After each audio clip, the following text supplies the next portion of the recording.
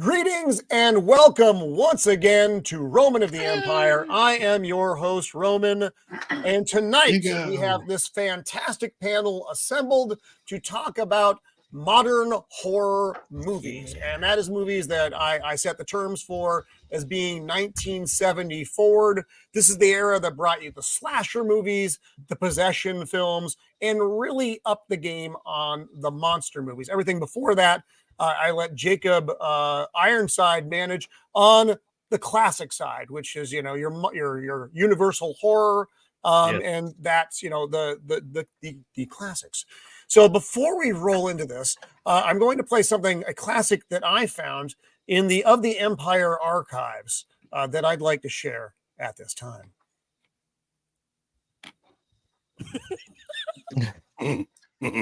Wow. No audio. Sound. No audio. Mother dick! Fuck! Bastard! Boomer. Fuck! Boomer moment. You know what? Sometimes it's just not worth it, folks. Sometimes No, you come on. just give up. It looked pretty good. It looked like you had an unfortunate shoe polish. All right. Let me. How do I make it so I have to do this? It'd be a silent God movie, damn it. Subtitles. Where's the stupid thing to add audio? You didn't preload it into the StreamYard? God damn it! I just made it go away entirely. Come on. You got to share the audio that's from what the she other said. screen. Hang on. Give me here. Talk amongst yourselves for a second. This is we're all professionals here, folks. Share the screen and say share screen audio. Share screen. I just like the fact that Lord. Also share audio. That in the audio. There we go. I think I have it this time, folks. I just like the fact there's that a 7% chance this is going to work. Oh my god. 7. Okay, let me know if you can hear it. Nope. No. Lord, no. Is it in the tab? Yeah, this is this obviously It's in tab. filmed pre-1928. Is this back in the days of silent films? Yes, exactly. Dude. I'm just going to call it fuck it. I just gave up. Roman is so old. You know, that was filmed prior to 1928. Roman, what was it like going to see the first talkie? I know, right? Audio is there. It's so irritating. There's this clip. Is this one gonna work? Wait, it's supposed to be moving, Jacob? It should. It should. Are you ready? Here we go. Yes. Spirit of Liberty, welcome back, my friend. How are you? Thank you for having me. I'm doing well. Happy to be here with some new faces that I've not been on stream with before. So pleasure to meet all of you, and hello to everybody in the chat. Also, gotta say, Jinja and Ninja.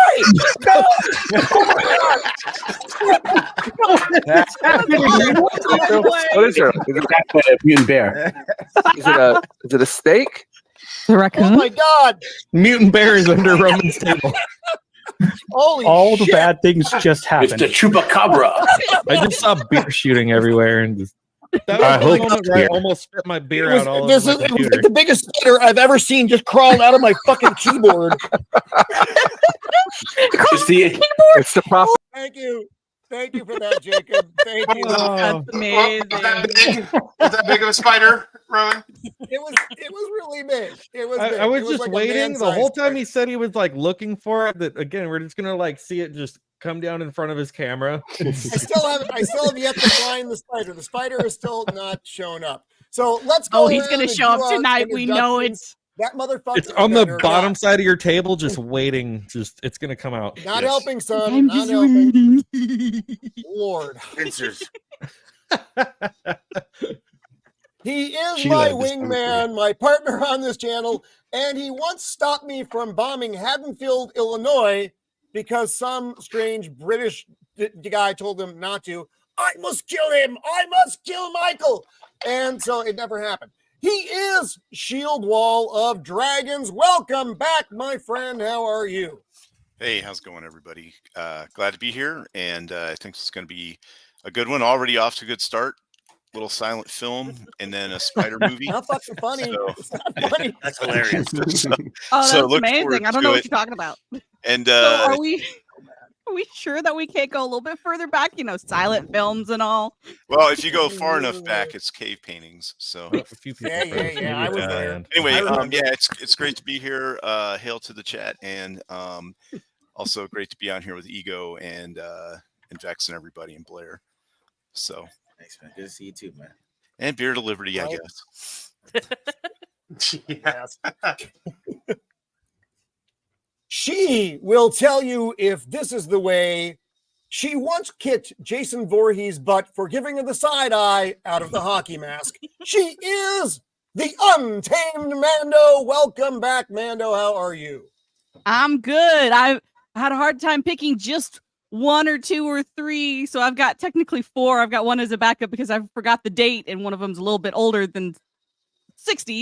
It's 1960. So, but it's fun. It's gonna be here. I don't normally watch horror movies because I can't say horror properly because I'm Southern, and I forget. Horrors! Horror film. That's what so you think that I'm saying another word? I promise I'm not. I'm saying the right word. I just Scary movies. Scary movies. Yeah, monster Scary movies. movies. Yeah. There you go. Yes, those things that make you go. How's that again? Spiders? Right. That only happens to Roman. Well, no, yeah, and small girls. He You still is haven't the killed it yet. Gotham, the nemesis of the Dark Knight. He is Joker voice. Welcome back, my friend. How are you? Oh, I am wonderful, and it's so good to be here on this historic event. For not only do we have the wonderful Left Eye Ego, the wizard upon wizards, Blair de Blair, but the reuniting of the Scissor family. Oh my God! Can't stop him, folks. I can't control it as much as I want to. I can't stop him. And it feels so good. Yep, scissor overload. You know, they're like a chemical. For weapon anyone to a curious, physical Roman form. did this. Roman started I this. did. We did not All my start fault. this. This All my was fault. Roman's fault. Which, by the way, if you check the poll, Vex, Mando, and myself are an option in the poll. Go vote. Yes, yeah, and so Something is since Roman's Joker fault. mentioned it, I we do have refuse to we have believe a poll running tonight. What is the scariest thing? Monsters, slashers, demon possession, and Vex, Joker, and Mando together. So right now, that is winning the poll. So in case you were curious, That's 69%. Pops! How appropriate. oh God, And Pops is here too. Wow. Oh boy. his beard was once mistaken for the Wolfman. He is Beard of Liberty. Welcome back, my friend. How are you? I'm doing well. Good to see everybody here. I'm looking forward to talking some I flicks. Yeah, especially you, Joker. Of course, we I know. know. Like if we don't put you primary, we get the crowbar. We're not doing the crowbar again, are we, Joker? But yeah, Every week with the crowbar. my picks are probably more Jason horror Todd got off adjacent because kind of like Mando, I don't watch too many of those, so I kind of had to dig and we'll see how it goes. I think you'll like them though. And just to let y'all know, the raccoons have arrived. Oh, Great. all right. So keep an eye on Jacob. Make sure he stays with us. It is not whisked away by raccoons. Someone needs to babysit Jacob. I am often mistaken for his father, but I am not. He is the creative blue collar guy. Welcome back, son. Good to have you back on the show. I mean, let's be real. You could be my father. Just you would have had to make some very different life That's true. choices. You would have to make some very different life choices for that to be true, but it could be true. Yes, as always, I like to show up completely unprepared. So we're gonna see how this goes, Excellent. and I might pull out some stuff that's not necessarily considered. Hey, whoa, easy Yeah. there. Traditional horror movies, but we'll see how everyone else on the panel does. But I might just toss out some things where I have to ask the question of, does this count as a horror movie? I don't know, but there's still some favorites. Right on. And He then also goes take a few here. jabs at Roman here and there, you know. You son of a bitch. He goes here and there, they say. He comes as he will. He is my favorite internet wizard. He is Blair de Blair. Welcome back to the show, pal. It's been a minute. Hi, We missed you. guys.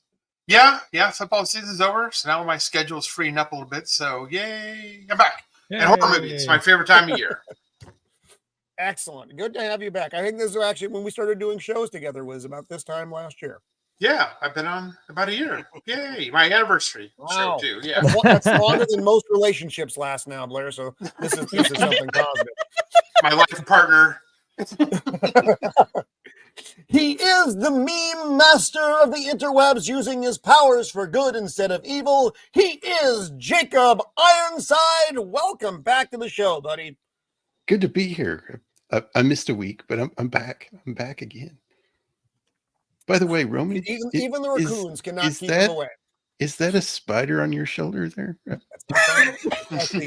possible. It's the terrifying reality. That's all it would He's take. out here somewhere. We see everything. I can't destroy my set again. That took a lot to come back from that. At some point, the whole table, everything's all just going to topple over, and you're just going to see his avatar just disappear. I don't know what happened. I was like, well, I don't know how we're going to end the stream, but oh well. Shieldwall's got it. Yeah, Shieldwall's got it. She is not Vex Emo. She is not Vex Metal. She is Vex Electronica. Welcome back to the show. It is, damn it, it's good to have you back, Vex. We missed you. It's been a minute. It's been since the scissor times. Since The Last of Us, since we were reviewing The Last of Us. Yeah. It's good to be back. I finally have Thursdays off. So oh wow. Yeah, that's why I can finally be back here. Yes. That is awesome. No, I've been trying to get her, and she's been giving me the hand for several months. No. She's been giving you the scissor. I'm just gonna. I have no comment there. That was my soul leaving my body. Just expect a lot of that tonight, folks. We'll do our best. We'll do our best. I'm just gonna Goodness gracious. Scissor me timbers. That's where it all started. It'll stop one day, folks. No. For him, the monocle is more than just a fashion statement. He is Left Eye Ego. Welcome.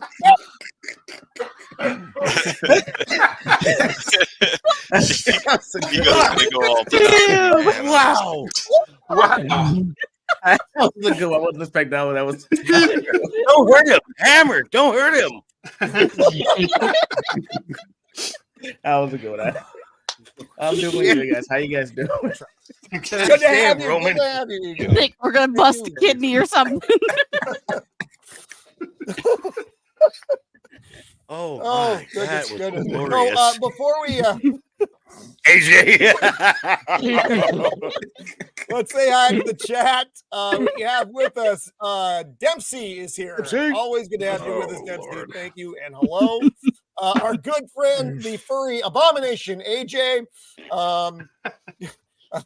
Ego shared a story with me yesterday about the furry convention, and not Ego didn't go to it. I need to specify that. Oh my! I was then, of course, driving AJ by. comes up, and then it just Oh goes my. down rapidly from there. He drove by and did.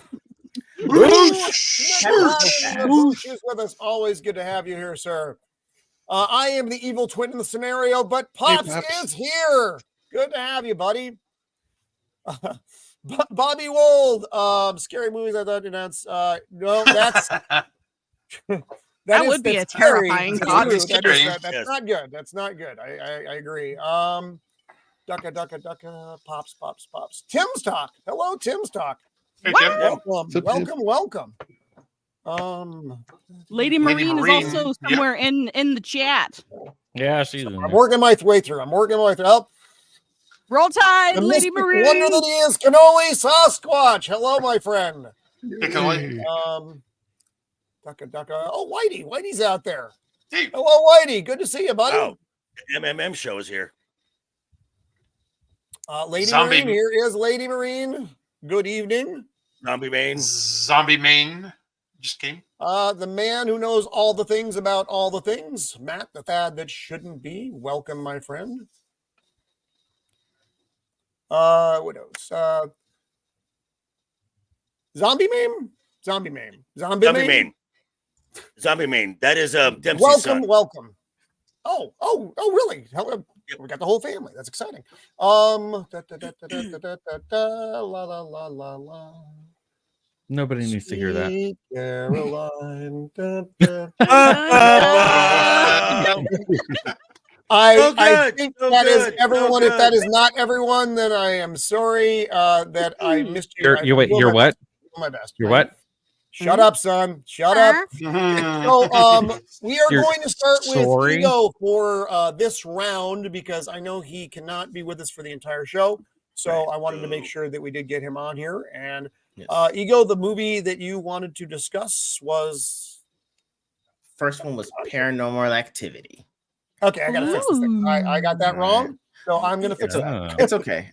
It's okay. I preface it. I actually. There's a reason I want to start with that one. Okay, there was a reason I wanted to actually choose that one because I was trying to go in chronological order as I could with how often I've seen them. I wasn't allowed to watch horror movies growing up because we were homeschooled. Parents were like, "That's the devil." So our version of a horror movie was you wake up and Jesus is taking everyone else with them, and you're stuck. Now you have to live through the tribulation. Yes. Left The Left Behind Behind films. series. Yes. Rapture. Yes. I saw Those were horror movies in my house. Okay.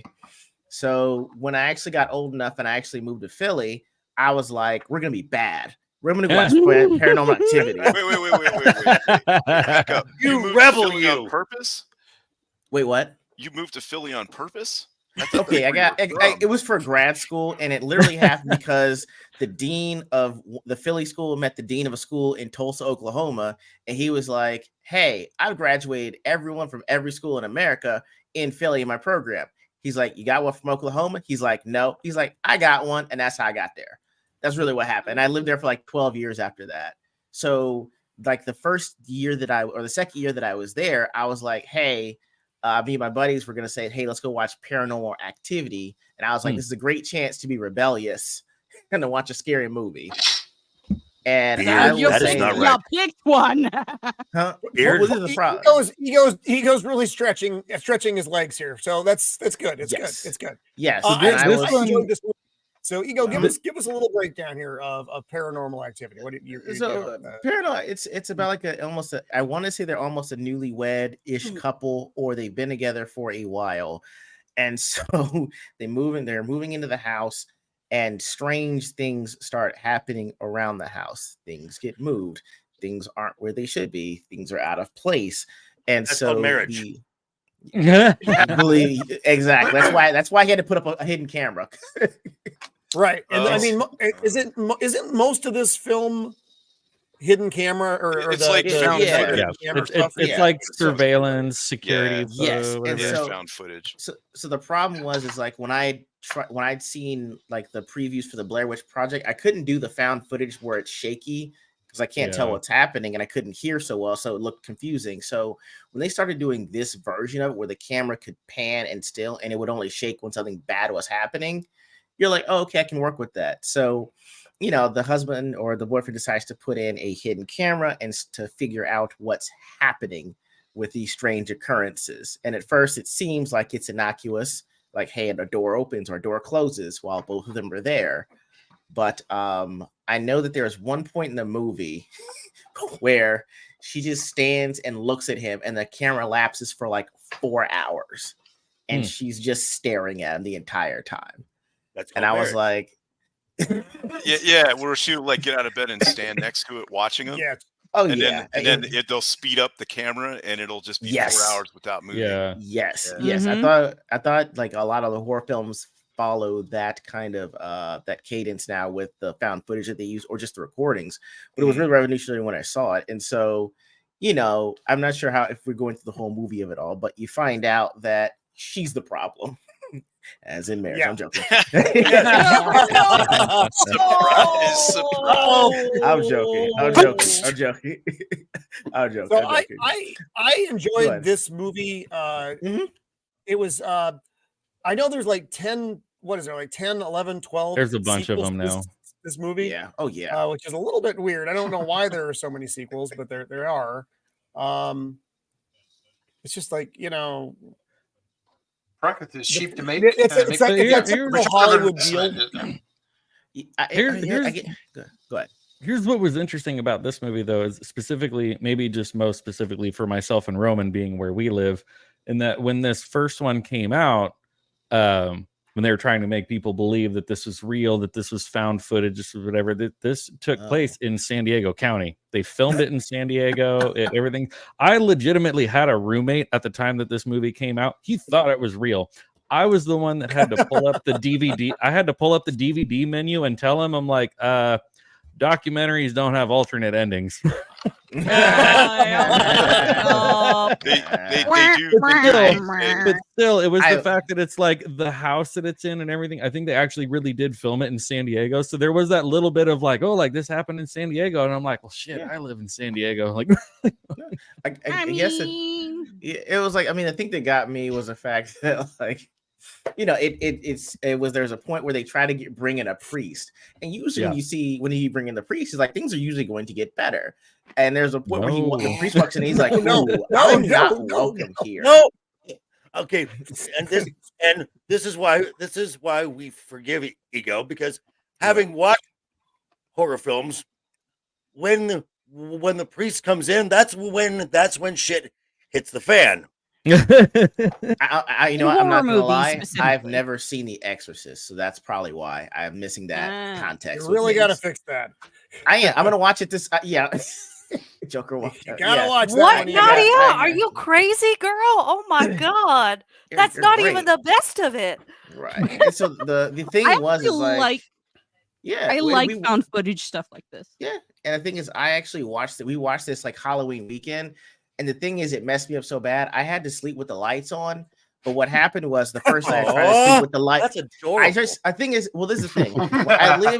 I lived across the. When you saw this? Okay, I was 23. But what happened? That's This is what happened. adorable. It freaked me out because I lived across the street from a hospital, and I was on the 14th floor, and so I had the direct light with the helipad. So when I tried to go to sleep with the lights off, they were evacuating someone onto the hospital. So there's a bright light flashing into my window. And I'm like, this is it. She got me. It's paranormal activity. The Lord was right. I should never have watched it. You know, I'm crying and praying. This is not the case. So yeah, that is. And I didn't watch another horror movie for like 8 years. That is the most precious thing I've ever heard. I actually never saw that movie. I saw the comedy parody. Okay. The Wayans brothers. Okay. Yeah, it was Wayans brothers. Wow. Pops. Wow. A place goes. I mean, I probably did.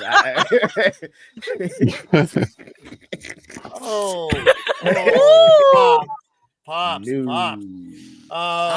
So that one, Nadia was just up there. Like, I also probably watched The Exorcist around that same age, and I don't think I should have. I'm trying to think when I watched The Exorcist. I think I was 10. I was definitely too young to see something like that, and it still sticks with me. And you failed. It's still really creeping me out that like that's the only face that I'm seeing next to your screen that you're sharing. Like that's gonna keep me up in it. I know. She just poked her head out there and hey boys. I live alone, man. I wake up in the middle of the night and I'm like, who's there? Yeah, that's I'm with you on that one, Cannoli. A good scary movie will do that shit to you. You don't want to look in the night in the dark of the room and see that little pale fucking face looking at you from the other side of the room. That's the creep factor. Well, that's my job. I'll be at work at 6 a.m. tomorrow, and I'm not going to sleep all night. For the panel.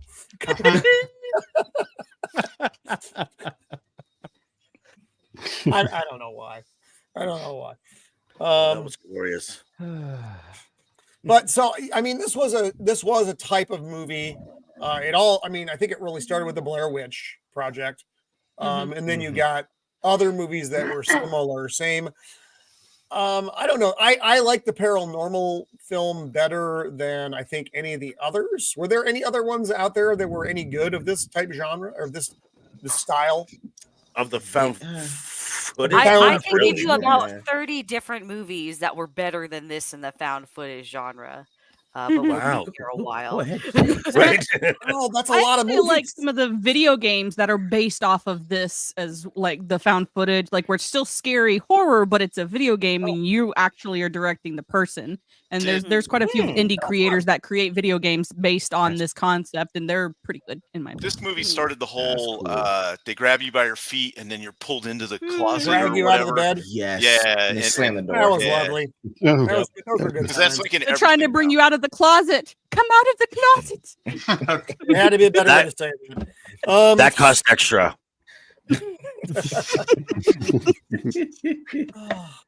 So that was that's Paranormal Activity. That's Ego's first horror film. Ego. I mean, like the first It one was you the ever saw. It wasn't the first one I saw. It was like the first one I actually, as an adult, went to go see, and I didn't have to sneak, at a friend's house. You rebel, Accepted. you. Accepted. You are God.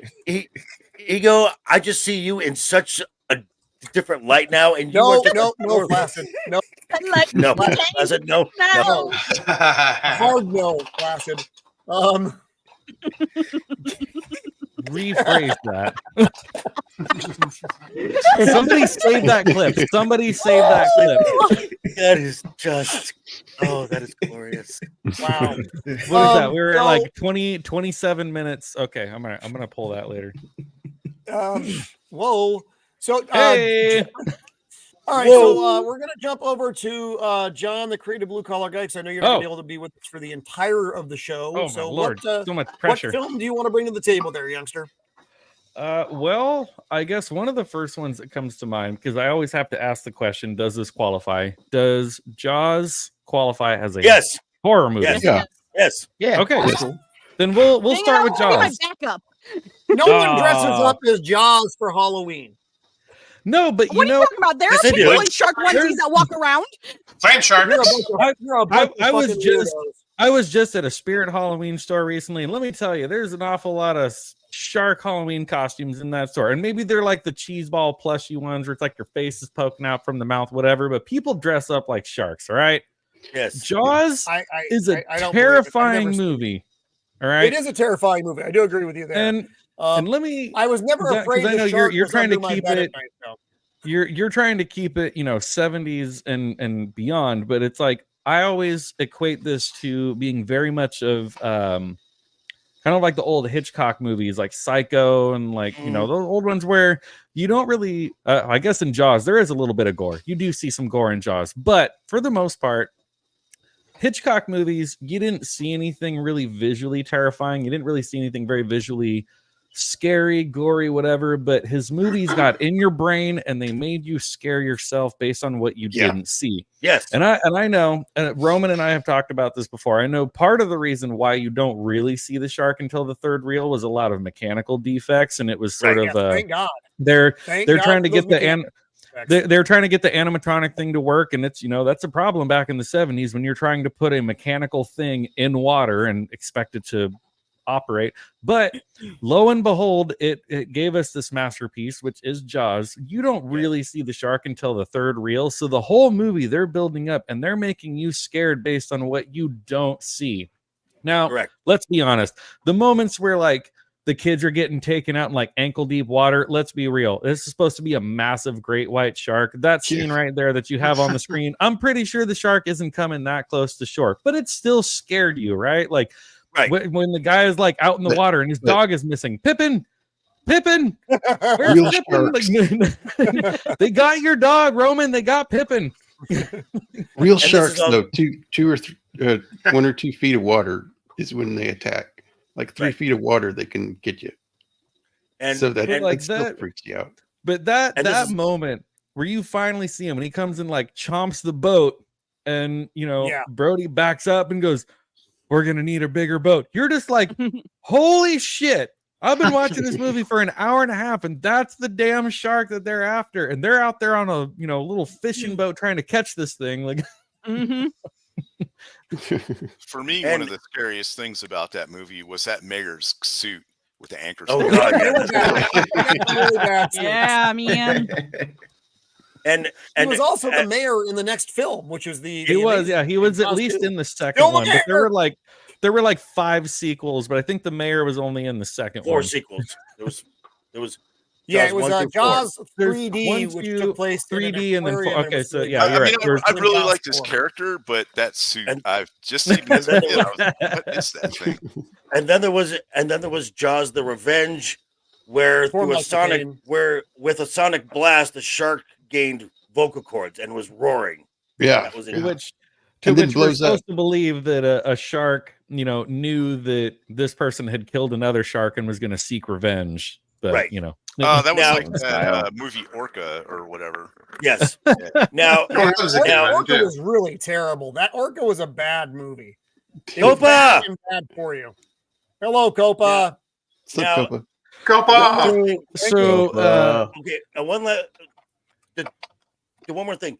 This film here is like the first official summer blockbuster film. Yes. In 1975.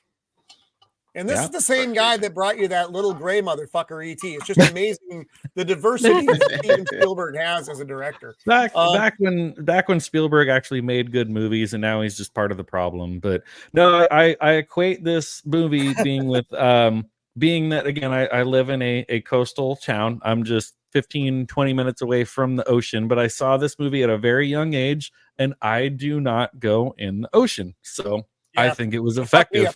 Fair. Yeah, I didn't even want to go in like pools, and I know that's completely illogical. There's no fucking way the shark got in the pool, but my 6-year-old you go underwater, you open your eyes, everything's all blurry, and you're like, I don't know what's under here. Who knows? There could be a great white in this pool. Could be a shark. I don't know. But yeah, you're right. This is the first of the big blockbusters and of the summer blockbusters, and this really was the one that ushered in the age of the sequel, because you did have them before, but it wasn't quite as blatant of a movie going from But just at part the same 2. time, though, it's like Steven Spielberg he only did the first one, so all the sequels, like, he sold them off to be like, yeah, go ahead, do whatever you want. So like, yeah, they made a bunch of sequels, but Spielberg was not a part of any of them. Right.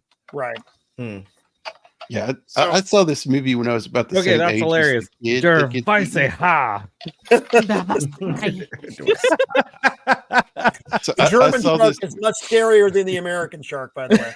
It's a very aggressive language. Yeah, it just sounds angrier. I saw this movie when I was about the same age as the kid that gets eaten, and I went to the beach on vacation. Little Timmy Kittner? After that, yeah. And my aunt was taking me out on a floaty that was the same size and color. Oh, fuck that. Oh, no.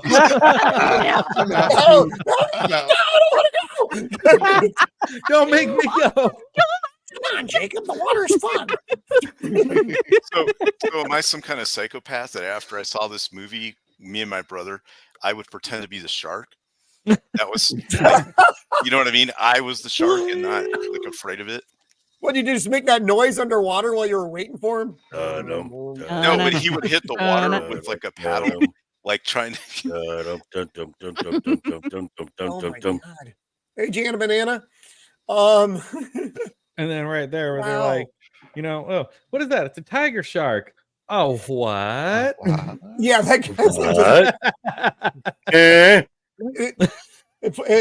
and he's just trying to go into the whole talking about what type of shark a shark is, and this guy's and he's trying to explain to Martin later. He's like trying to explain the bite radius. Ate that kid. The bite radius doesn't match, Martin. I'm not gonna have you do some kind of autopsy on some fish and have that little boy spill out all over the dock. They do a half-ass autopsy on the shark later on, and you find a license plate. But they were real hunters because they all had like beers in their boat. Right. They had Carhartt beanies. They had beards. They had beer. They were professionals. Coolers. His mother.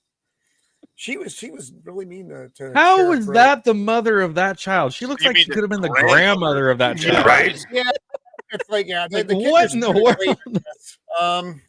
She Too made many some years bad of life planning. choices. You know, she had to make ends meet.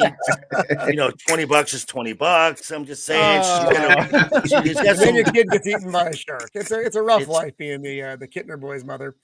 That was karma. Robert Shaw was a highlight in Oh, this yeah, movie for definitely. me Definitely. personally. Matt brought it up. The Indianapolis speech is one of my favorite parts of the movie. Great. It's just it's a true story, and the way he tells it is just terrifying. The shark's eyes Supposedly, roll back, dead eyes like a doll's eyes. supposedly when he did that scene, Black eyes. he asked the director if he could drink, and so he was kind of drunk when he did it. I assumed Robert Shaw was drunk in all of his parts. Oh, The entire time. Good Makes point. sense. Mhm. Kinda like assume Roman. most actors during this It's era. probably like the reason Roman why so far. it's probably the reason why he died shortly after the filming of this movie. Yeah, probably. Oh, did he really? Oh, that's He unfortunate. died not long after this movie, so he did not Robert make good Shaw. health choices. Well, again, like Roman, so it all works out. Oh, So But then I that's- guess he and Richard Dreyfuss did not get along either. They hated each other the whole time, apparently. I can see that. Yeah, I heard that too. Yeah, Dreyfus can kind of be a tool. I Well, can see and- Dreyfuss annoying people. Well, and this- to this day, Spielberg and Dreyfuss have both said they don't go in the ocean. Yeah. Oh, it fucked them up too.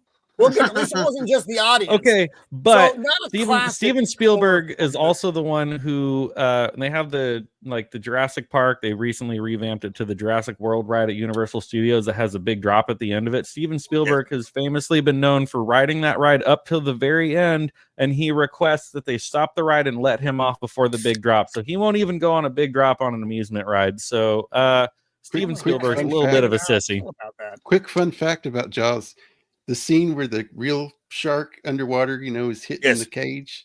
That's some stuff. The diver is a midget to make the shark look bigger. Oh wow, interesting. They stuck a little person in a cage. Well, and Little also- kid. It's got to be against some kind of rules. Well, you also gotta they factor said the that, size of your target when you're putting your You bait don't out want to there. get in the cage. Shut up, Warwick. Get in the goddamn cage. I- Ah! You know, and Choke and on Arkham- me. said that Richard At Dreyfuss's Arkham character. Asylum, we call those pinatas. So, and also Richard Dreyfuss's character was not supposed to survive the movie, but when they were filming those scenes where the real shark was mauling the cage, there was a shot that they got where the shark was mauling the cage, but there was no one inside the cage. And so they had to kind of write that into the story to be like, oh, well, I guess he escaped and he comes out at the end and he's still alive. But originally his character was supposed to die too. They had a shot that was so good of the shark just attacking the cage and going after it. But they're like, But there's well, no there's one in the nobody in the cage while the shark is attacking it. So we have to somehow write that into the story. Wow. Wow. Well, that's Jaws, folks. Again, it's not a traditional. It's not slasher monster in the closet horror, but There's a decent the death panel, toll. the panel ruled, and it's fine. I accept your ruling. It's no Centipede 3. All right, so let's. I guess we can. Is everybody else good on time for this evening as far as that goes? Okay. I gotta I'm leave sorry. in less than an hour. I got 50 minutes. Okay, before well, I gotta go. Then we are gonna go with Vex Electronica. Oh, Vex. okay. What are you bringing to the table, Vex? Given the time frame that was provided, I am going to go with the 2006 British horror film, The Descent. Ooh, good one. Yeah. Nice one. That's a good one. Oops. When This you're is- typing it wrong, I'm just Won't typing see in it. the decent, and that's not the same kind of movie. The, Big difference. folks. is that the one with all the Curious. women that go into the cave? Yes, the Yes. cave It's the divers. cave and then they, women's. yes, Yeah, and then they yeah, encounter talk about the something movie here, Vex. And they encounter Gollum's Yeah. descendants. Yes. So basically, these four chicks. Well, the main character. Oh, sorry, 2005, not 2006. So main character Sarah. She, I guess, a year or two prior to the events of this film, she was in a car accident where she lost both her husband and her young infant daughter. So she's quite traumatized. So these girls, for the first time, all 6 of them or so, meet up and decide to go cave diving in the Appalachian. Thing, isn't it? Yeah, well, they were all outdoorsy. So the film opens with them like White Rapid rafter. Whitewater raft. Thank you. Whitewater rafting. Thank you. Whitewater rafting. So they're into kind of more extreme sports and stuff like that. She's so like, Canadian, folks. It's not her fault. Words are hard. At least she doesn't say sorry. Right. Sorry. So they all finally get together and they decide to go to this cave in the Appalachian Mountains. And as they get deeper and deeper, they learn that not only have they been misled on which cave they were in, it's actually a cave that no one had ever discovered, but there are also these long lost humanoid creatures that live in the cave. And pretty suddenly the movie goes from just kind of a bit of a emotional kind of getting over trauma and hurt to just a gory all-out horror survival film in the second half. Yep, from Hallmark to a horror movie. Are the like little troglodyte people? Are they blind? So they're all like they have a human shape and everything, but they just kind of look like axolotls, like in terms of color, and they're completely blind, and they have these, sharp, gnarly teeth as well, kind of like little Gollum. ears. Yeah, sort of like golems, but little more menacing looking. I mean, aside from like the obvious horror elements, I actually think this is one of the few movies that kind of gets the different, what's the word? Like not stereotypes, female personas. There we go. There's a shot of it. Yeah. It gets the female personas down pretty well. So you've got kind of your stereotypical woman who's a little bit scared of kind of doing anything adventurous. You kind of have the gung-ho woman that's into everything. You have the aspiring woman. You have the gutsy woman. It's an interesting play where the women aren't one isn't pinned above the other for the sake of the story working. They all kind of have their nice fit together. The other thing too is there's just a lot of inklings throughout this entire film that make you question whether it was real or not, which is, I think, what makes it even scarier. And there's 2 different endings to this as well, depending on whether you get the American I didn't version. realize that. Yeah. So the American version has her escaping the thing, and the British version has her stuck in the cave hallucinating her 6-year-old daughter's birthday. Oh my God. Oh yeah. Wow. Yeah. So that adds more to the disbelief. Exactly. That's what I saw. There's also like a lot of little instances that it could go either way. So like for instance, so Sarah ends up being the only one that escapes at the end. But coincidentally, they encounter only 6 creatures throughout the entire movie, and there are 6 women, and Sarah kills 5 of them, right? And there's many instances where it's clearly her eyes are playing tricks on her as well, so it could go either way. Even just the way these creatures are designed are completely symbolic of some of the things she refused to see. So it's hinted at the beginning of the film that one of her best friends in this group was actually having an affair with her husband before he died in that car accident. So just kind of a refusal to accept what was right in front of her. There's a lot more depth into this film than comes at you with face value. There was a sequel. The sequel completely ruins this film, and it's just garbage, kind of stereotypical, straight to DVD horror. So were these creatures like trying to eat them or something, or? They try to eat them and hunt them down. Like you get a bit of like an idea of how old they are. Like at one instance, one of the ladies finds a Viking helmet down there. And so they're like, oh, these must have been, and you get like a little like old school like Viking was it like rope climbing hooks and stuff as well. You find that. So you have an idea of how long they've been down there. Where's this cave supposed to be? It's in Appalachia, so in Virginia somewhere. Yeah, really. Thank you.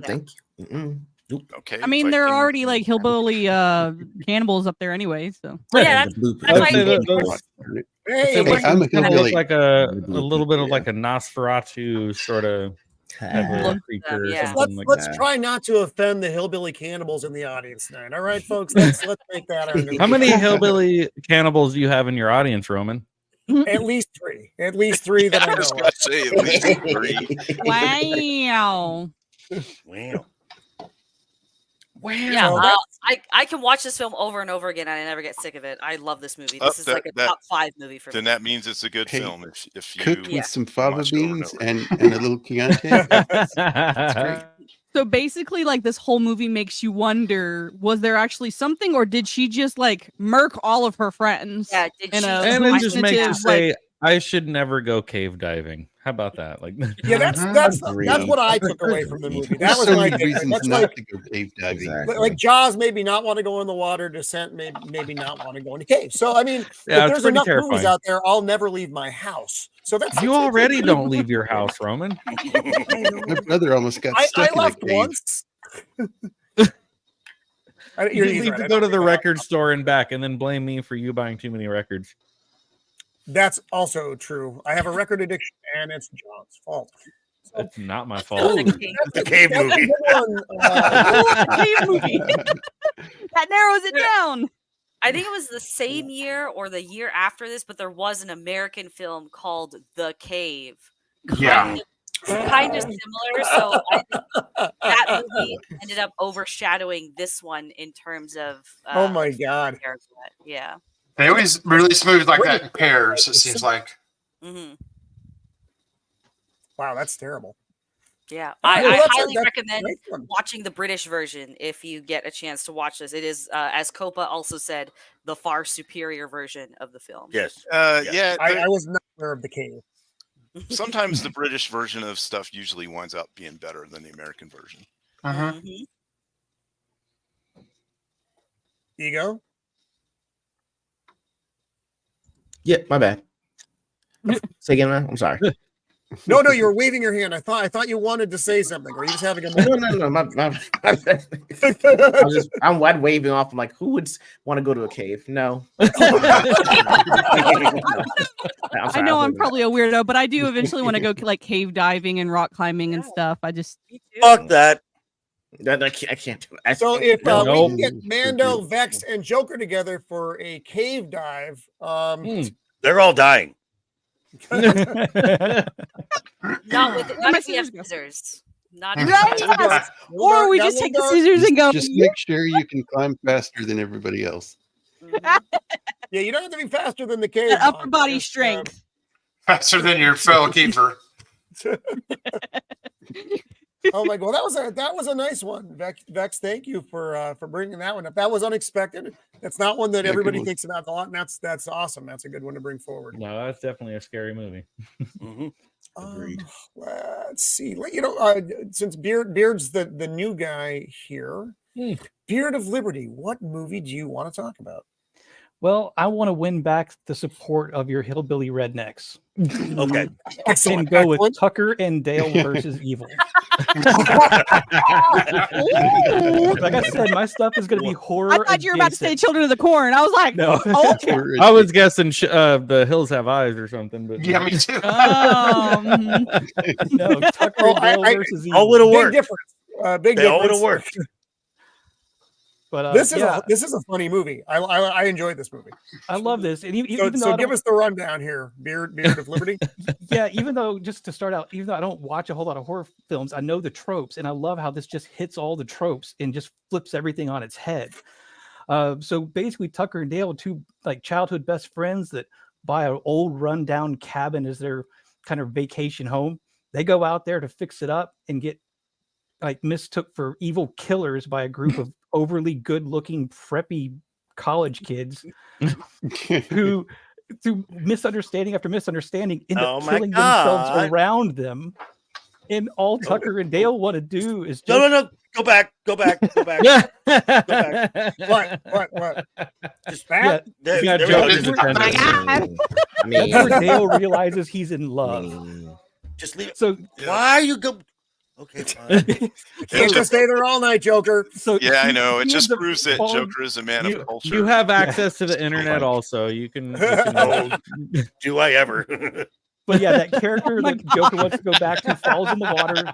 They rescue her, and all of her friends that they kidnapped her and are gonna like kill her and eat her or something like that. So they go in thinking they're trying to save her, There's so many jokes there. and it's just one kid jumps in Alan. to try to stab Tucker in the back and accidentally jumps into the wood chipper. Yeah. Blood starts pouring out Accidentally all jumps into right a there. wood chipper. Then the sheriff comes up. They're like, "Yeah, hold on to his torso." And Yeah, and they're trying their hardest to explain everything's fine. And then Dale starts opening his mouth. It's like, oh, we can have her explain. Oh, if I had knocked her unconscious. Oh, she's in there? Yeah, she's in my bedroom. The entire time Tucker's Oh my like grabbing his God. shoulder going, I like but it. yeah. Well, the- If the anybody out there hasn't horror- seen this, they should. And you can't go wrong. You can never go wrong with Alan to Dick in a film. Absolutely. He is great in everything he does.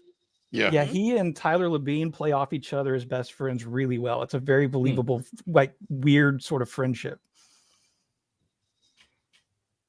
So That's I've only seen this once, and now I think I think I need to see it again, just because Yeah. these are movies like this. What was it called? The Cabin in the Woods. I Was like Cabin it? in the Woods? Yeah. Yeah. Which Yeah, was yeah. it took itself a Sweden. bit more seriously, but it was different. It was a It was kind a of good twist one. on the genre thing. yeah, if you like It this had, kind had of, an interesting twist to it. That movie looked Yeah. retarded. but I mean, if you like the slasher flicks and horror stuff like that, you're gonna love this because it hits all the tropes that you would expect, but they're not done normally. Mm. Okay. The craziest person by the end of this film is the preppiest kid who can't accept the fact he's actually half hillbilly. Yeah. Wow. All right. Lord. All Yeah, right, that's a weird I one. can't really go too much into it without just describing each kill, and I don't want to Right, spoil right, it in right, case right. anybody out there hadn't seen it. I might want to watch it now. Oh, it's fantastic. that's a good See, one. I don't yeah. think this one will be too scary for you, Ego. So Thank God for that. you won't need the glowworm, buddy. Wow. Now can we just go back to the blonde in the bikini shot then? Can we just go back there? No, I think we You got to know, there's move more along. to the movie than just the blonde in the bikini. I beg to differ. Yeah, there There's a was lot her of topless killing friend. too, buddy. Whatever. The killing is I mean, the there's a important lot of part. dying, not necessarily killing. Yeah, Oh, that's true. but there's That's a true. little, Yes. yeah. But yeah, there's also the weird love story between the hillbilly and the fancy college girl he doesn't think he's good enough for. Yeah, and yeah, I don't know how to get really into it. It's a very simple premise. Everything is a misunderstanding, and it just results in dumb kids dying and killing themselves off. Isn't that most of the It's horror kinda movies like a in regular the, horror like the movie, mid but they just kill them 2000s? themselves. Yeah, Yeah. Mm-hmm. Yeah, that's a good twist on a horror movie. I feel like most of the horror movies in the mid 2000s were that, where it's like you had some kids in their probably like early to mid 20s, and there's just a misunderstanding, and then everybody dies, and well, here we are. Mm-hmm. Well, that's the way I feel about Halloween. I think that was just all a misunderstanding, and they did. They did it Yeah. themselves. But can we at least agree that the original, the very, very first one was a classic? Everything else is trash, but the very first Halloween movie was worth watching. Oh, duh. Yes. Oh God, yes. Absolutely. Actually, the Yeah. first two are worth watching. Yeah, okay, because it was kind of a direct sequel, but really, even that was kind of a It was reach. just a continuation from the. It It was wasn't. just, oh, yeah. we're just in the now we're in the hospital the whole time, and a bunch of people die, and then yeah, okay. Well, so that's the way it is that now. that Wait, kid from the is previous that the slide. house from Evil This kid. the house? Is that the house from Yeah, it looks like the Evil Evil Dead. Dead. house? Oh, it does. Maybe, but Oh, yeah, I don't think yeah. it's standing by the end of the film. So I also think that's how every house in wherever this is looks like. So there's probably So a Sam Raimi forever swears up and down that the cabin where the original Evil Dead was filmed has been demolished, destroyed, burned down, whatever. Like he swears it does not exist anymore. I don't know if I believe that. well, otherwise people would keep going there. Yeah, Well, people do. True, They- but they just go like to the you're saying, original. it's like yeah, maybe that looks like a generic cabin, but like that really looks like the cabin that Evil Dead was filmed in. So I don't know. No, that one looks like it too. But you're right. I'm not saying I've seen these movies a bunch of times. I'm just saying. Tucker and Dale versus Evil, a twist on the classic slasher tropes of like the 80s and 90s, and maybe even in the 2000s as well. A little bit of the 70s too. Like the 70s is when the slasher stuff really started. Well, that's true. It all like started. Texas Yeah, Chainsaw the slashers Massacre. all started in Chainsaw. the 70s. Yeah. Yeah, because it does take kind of Yeah, that focus of like the kids getting out that there and movie- you know that being movie promiscuous. disturbs And, me. Which one? Texas Chainsaw Massacre. Texas Chainsaw Massacre. Yeah, that one just bugs me because it's Yeah, really, it's like a pretty twisty. visceral kind of creepiness. It's not, I'm afraid Leatherface is going to burst into the room. It's the weird, disturbing The family. nature of the film. The family was that creepy. Really, ghibli. Although still less scary than the garage spider. So it's coming in. I know he's out there somewhere. It's the worst part. So It's crawling all over your ball fan right now. Yeah, getting ready to launch. No, don't say that. It'll blow right. When the summer comes back, you're just gonna do. Yeah. Oh, the jump. He's just Oh, gonna the flip jump the whole table over. Everything's gonna go blank. Yes, the ball fan is still alive and well, folks, because It is not cool here right now. It is still quite warm in San Diego County. Oh, that's right. Yeah, unfortunately. it was in the 90s here today. So, It's not right. Jacob, did you pull your video down, Jacob? My video? Oh, I can pull it back up. Yeah, put that back up for the folks that didn't get to see it earlier. This is a true horror moment. that happened in real life. This was a terrifying moment caught on camera during the broadcast of the weekly Roman of the Empire show. It was fabulous. I was scrambling around. He's trying to find it. Well, Jacob's one looking of the for greatest that. things ever. Jake, oh, there it is. Okay, Jacob. Okay, so this was the found And footage. You cut it short earlier. There's Did I cut more. it short earlier? There was more. Yes. Oh my god! All right. So for those of you who didn't Found get to footage. this found footage film yeah. from the Empire Studios from last week. It's terrifying. Beard of Liberty, welcome back, my friend. How are you? Thank you for having me. I'm doing well. Happy to be here with some new faces that I've not been on stream with before. So pleasure to meet all of you, and hello to everybody in the chat. Also, gotta say, Jinja and Ninja. Oh my god! What is it? Is it a mutant bear? Is it a snake? Oh my god! Mutant bear is under Roman's table. Holy all shit. the bad things just happened. It's the chupacabra. I just saw beer shooting everywhere. And it's beer. It was like the biggest spider I've ever seen just crawled out of my fucking keyboard. It's the prophecy, man. no. It's a movie. It's the keyboard, Oh my the God, rare hang on, keyboard hang on, widow. I got beer Yeah, on you my don't fucking know where desk he now. is. Oh my goodness. What an intro. Buddy in the chat. Also, gotta say,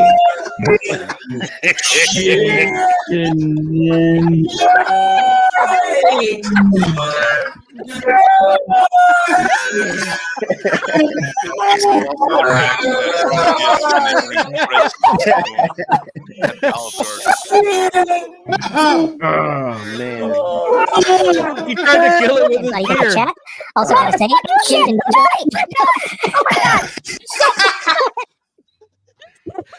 He tried to kill it with his beer. Look at his face on it. Pure horror. Oh no, that was just mean. That was terrifying good. footage from last week, folks. That's what you miss when you're not here. Wow. Yes. It was that was uncalled. Not a proud moment. It happens to us all, Roman. It does. It does. If I had seen a spider moving across, I would have done the same thing. Be like, whoop, I'm out. Okay, but you know what? Like, I would have smashed it with my keyboard, with my mouse. I would not have used my beer to kill the spider. Well, the spider's not Laying dead. everywhere. Drunk spider By the now way, because he uses beer. I got a whiskey glass. Just bam, done. Nothing's gonna spill. Man, wow. Also, what you get for being in the garage.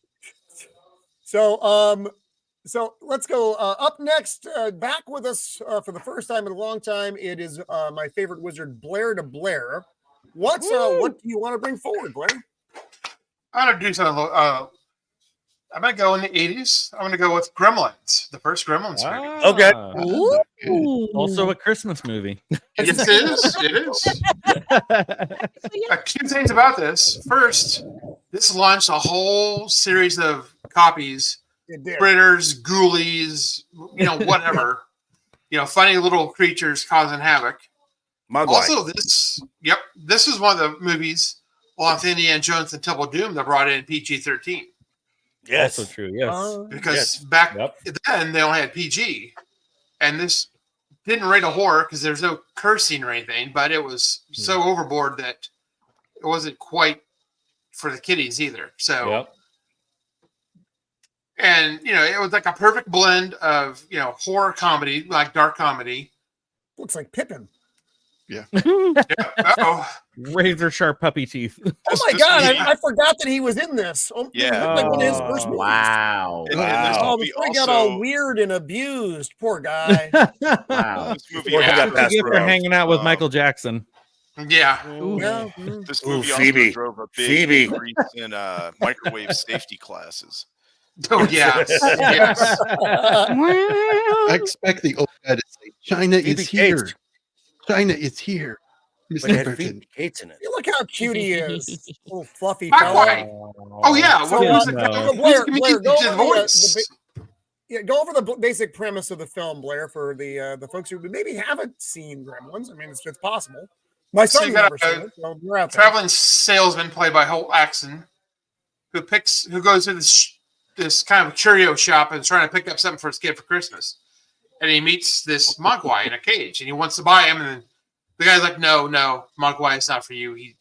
We don't have the knowledge to handle these things." So he gets the kid to sell him the one anyway. He brings it home. He has like the little sheet of rules: don't get him wet, don't feed him after midnight, and no bright lights. So here we have Mogwai. Howie Mandel did the voice for Mogwai. That's it.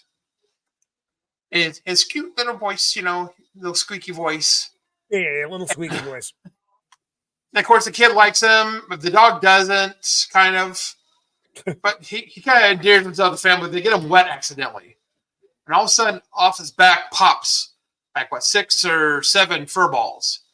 Well, that's how they reproduce. They get wet. So you got like a whole bunch of little Mogwais.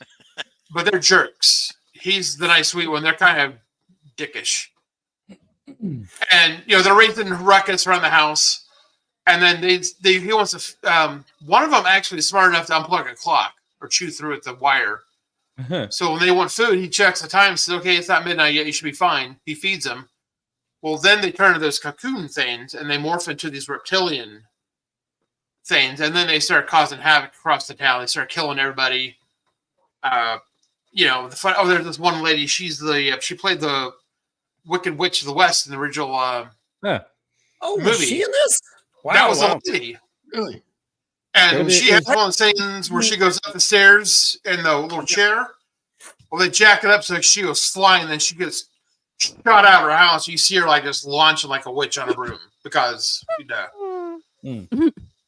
And but when they turn into these reptilian things, is there somebody there saying that is not real?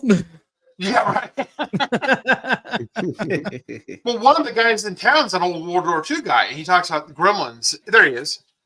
Talks about how they had gremlins in their equipment in Japan, cause all kinds of mechanical problems. So when he starts seeing these gremlins, he knows what they are, and he knows things are going to get bad. And I love that part.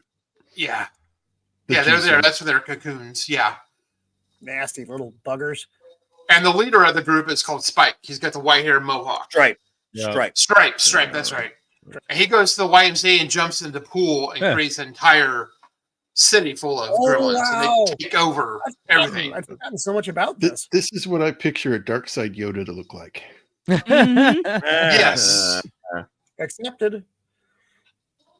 And this guy's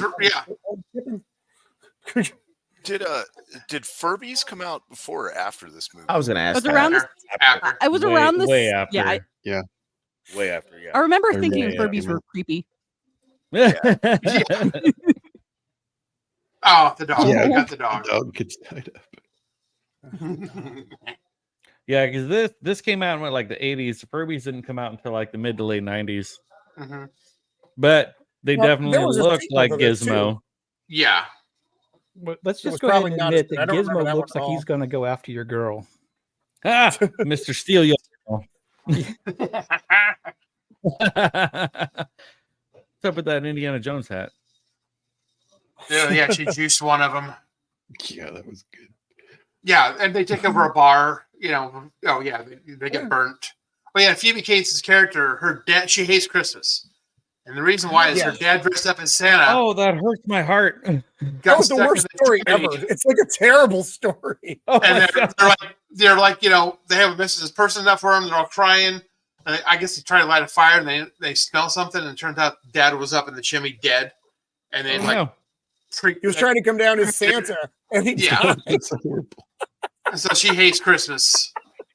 Oh yeah, this is funny. They kill the carolers and take over. They're like the worst carolers in the world. How do you kill a gremlin? Bright lights. Bright light. Oh, that's right. Yeah, I forgot. In a I don't microwave, even in know a how long to see blender. this thing. A shovel to the head. So all the classic ways. Yeah, right. But there he there's is. the Y. Oh, there's the pool. Yep. Okay, got it. Oh no, man. Well, it's funny because they take over the movie theater and then watch Danger. Snow White and the Seven Dwarfs, and when the dwarfs come on, they all start laughing and hi-ho, hi-ho. The whole theater is doing that. That was Robbie the robot. That was Robbie the robot. If you go to the wrong parts of San Diego, you see that at night, Blair, in case you're curious. The one that dude he's wearing, it's like a flasher trench coat. He opens up and Wow. yeah, but this is a fun. It's like a horror comedy. Yeah, but it's such an impact. I enjoy a good horror comedy. I mean, if it's done well, or it's just bad, and sometimes you have the unintentional horror comedies which are supposed to not be funny but are anyway. Mm-hmm. So right on. Good choice, Blair. That was an unexpected one. That was very much out of the blue. I would honestly go so far as to say that even like the Freddy Krueger Nightmare on Elm Street is a little bit of like horror comedy because it's horror, but he's gonna make fun of you before he kills you. Like there's some weird dark humor in those movies. That makes him different from Jason and Michael. Yeah, they're just gonna slowly stalk after you and get you like Freddy.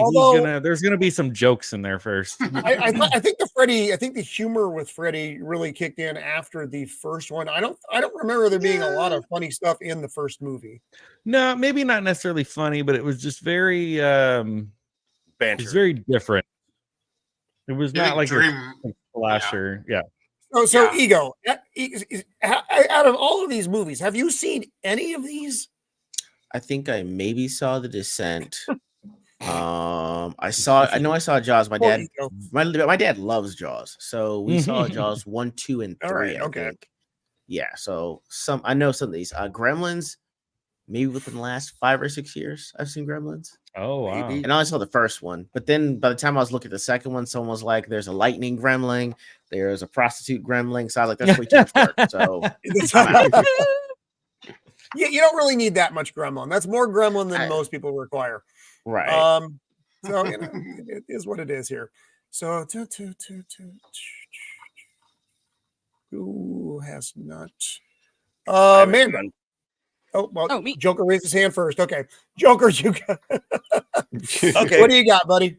Since one of the categories in the poll was demon possession, and the classic, The Exorcist, I went in the same vein, but with a different film, mostly because when I saw it, the reaction of the audience when I saw it, and that would be the exorcism of Emily Rose. Oh no! Oh, I'm out. Yeah. I'm out. I'm done. Yeah. I'm done. I'm out. Nice. I cannot do the possession movies. This movie Nice. scared the shit out of me. Yeah. So this film is based on an You actual want to hear court. something funny? What? I saw this with my church group. So What kind of church was I this? believe What kind of church was this? this is a good movie, and the movie was very well made. But after a couple of years, or well, but It was more like being a man of faith myself, I'm just like, nope, like I can't do this anymore. Like this shit's scary. It's too These are real. My favorite it was kids from my church that went to see it, but it wasn't the church group. But I was about to say, Gotcha. who the heck? It's probably a Exactly. youth pastor Who that greenlit approved this? this. A youth Greenlit pastor is this? the only one that Thank would you. let. Okay. Yeah. I know Okay, because so- I All was right, one. Joker, what's the give us a rundown on the movie, Joker? So this is based on an actual court case where this college girl named Emily Rose is experiencing mind altering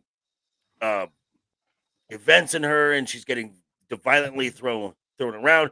She comes back home, and a priest, they call it in a priest, and he has determined that she is possessed. However, this demon does not want to let go, and this demon puts up a fight.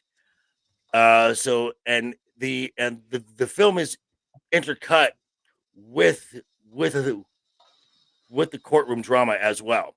And at one point, they actually play the recorded audio from the trial, and then this is at the point where the demon finally reveals itself, and then they go from the tape and they morph back into the actress's voice, and she says, "I am Samael. I am Legion," and then her eyes just turn into voids, and then she says, "And I am Lucifer, the devil in the flesh." Terrifying. And in actual events, Emily Rose died 3 days after this exorcism happened. So this is an actual, like I said, this was an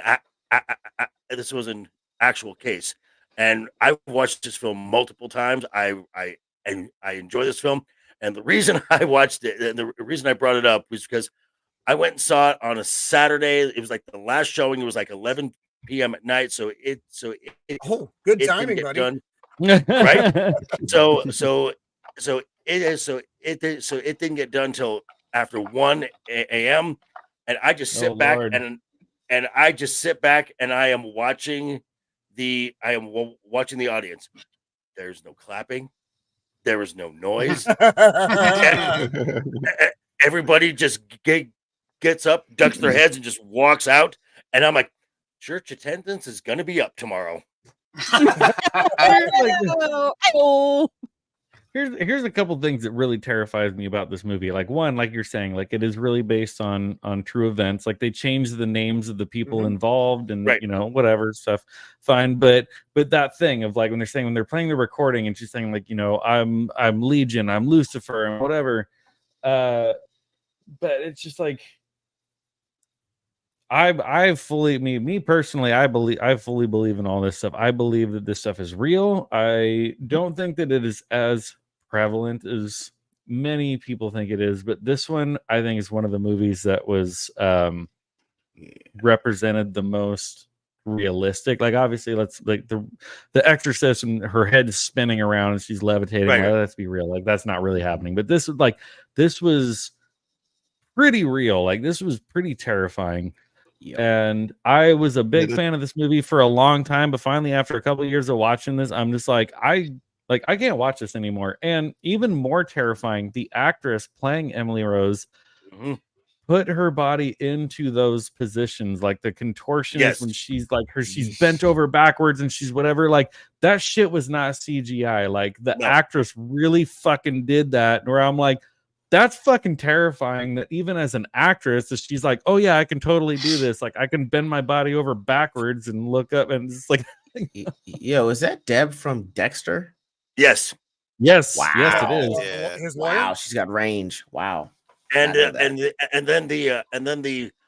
a subplot in this where the prosecuting attorney is having a crisis of faith. She is a lapsed Catholic, and this kind of brings her back to the faith. So of course there's a pumpkin patch. Yep. Always gotta have a pumpkin patch. Hey, even the devil likes pumpkins. Right. So this is definitely a film. Pumpkin spice. So this film, this film doesn't get brought up a lot as far as a scary film, but it is legitimately terrifying. Oh, it's terrifying. There have been a couple, and aside from The Exorcist, which is kind of the granddaddy of all these movies, there was another one that was in the Conjuring universe. The Devil Made Me Do It, I think was Devil Made Me Do It, yes, which was also based on a real case because the Warrens were real people. Not everybody knows that, but they were real people. And that was also based. I mean, that was another court case that they worked on. Hey, JT, what's up? Hey, and JT.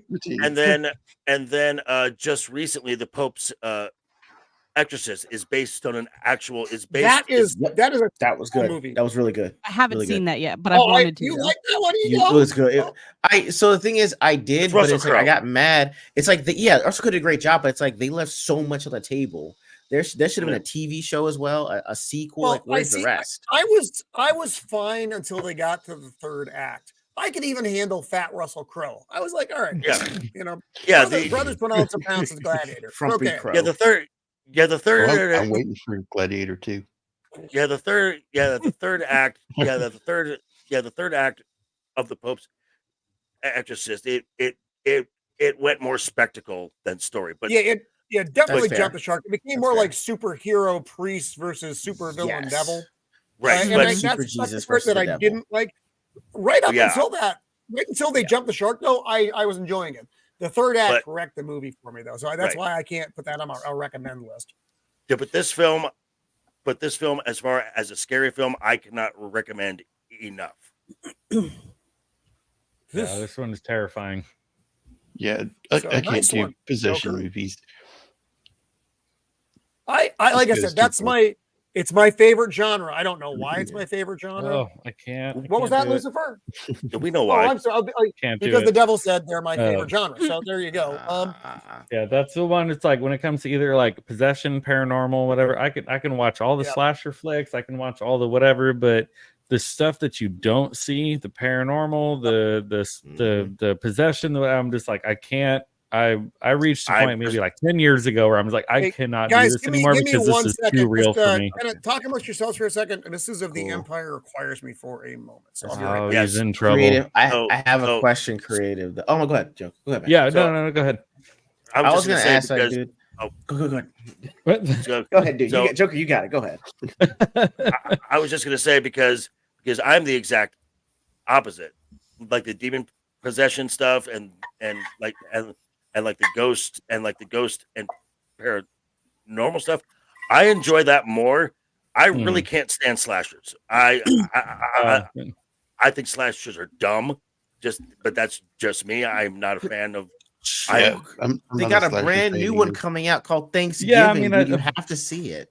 No, I don't. I think they're cheesy in their own right, but I think but basically what I'm getting at is that like they don't bother me. Like I can watch Texas Chainsaw Massacre, I can watch Psycho, I can watch whatever. But to this day, I mean, even though I've seen them many times over, like watching a movie like The Exorcist, watching a movie like The Exorcism of Emily Rose, watching Paranormal Activity, those movies get under my skin. And like I said, I live alone, so there's a lot of nights where like I wake up in the middle of the night and I'm just like, what the fuck was that? Like, bro, so, I didn't watch horror movies until I got with my wife. Like I stopped watching. It's the same reason though.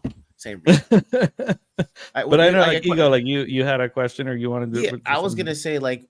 It doesn't change any if they defeat the evil, like exorcise and then banish to hell, and it's not coming back. Like, hey, the Lord tells you've been banished. Honestly, not really, because I think to me it's the idea that just like that evil exists. Again, like being someone of faith, like being someone who I grew up in a Christian family, grew up going to church, and I still very much believe what I believe in real. That. It's just too like the evil that you don't see, to me personally, is still too real, to where I'm like, even if in the movie they're like, oh, we defeated it, I'm like, yeah, but it's still out there, like it's still a real thing. Like I believe that it's very real, so it's just like it's too close to home for me to wait, what was the last one that you saw then? And that was it. Which one was the last you say you saw? The last one I saw, oh man, I don't know. Like I think honestly, I think I've like tried to watch some of like the Conjuring or like some of those movies, and I get like 10 to 20 minutes in, and I'm just like, nope, too much, nope, can't do it. Like, shit out of it. That was one of the more modern films that just absolutely bugged me going to sleep at night. That one, because I was actually on detachment to Fallon, Nevada. Copa.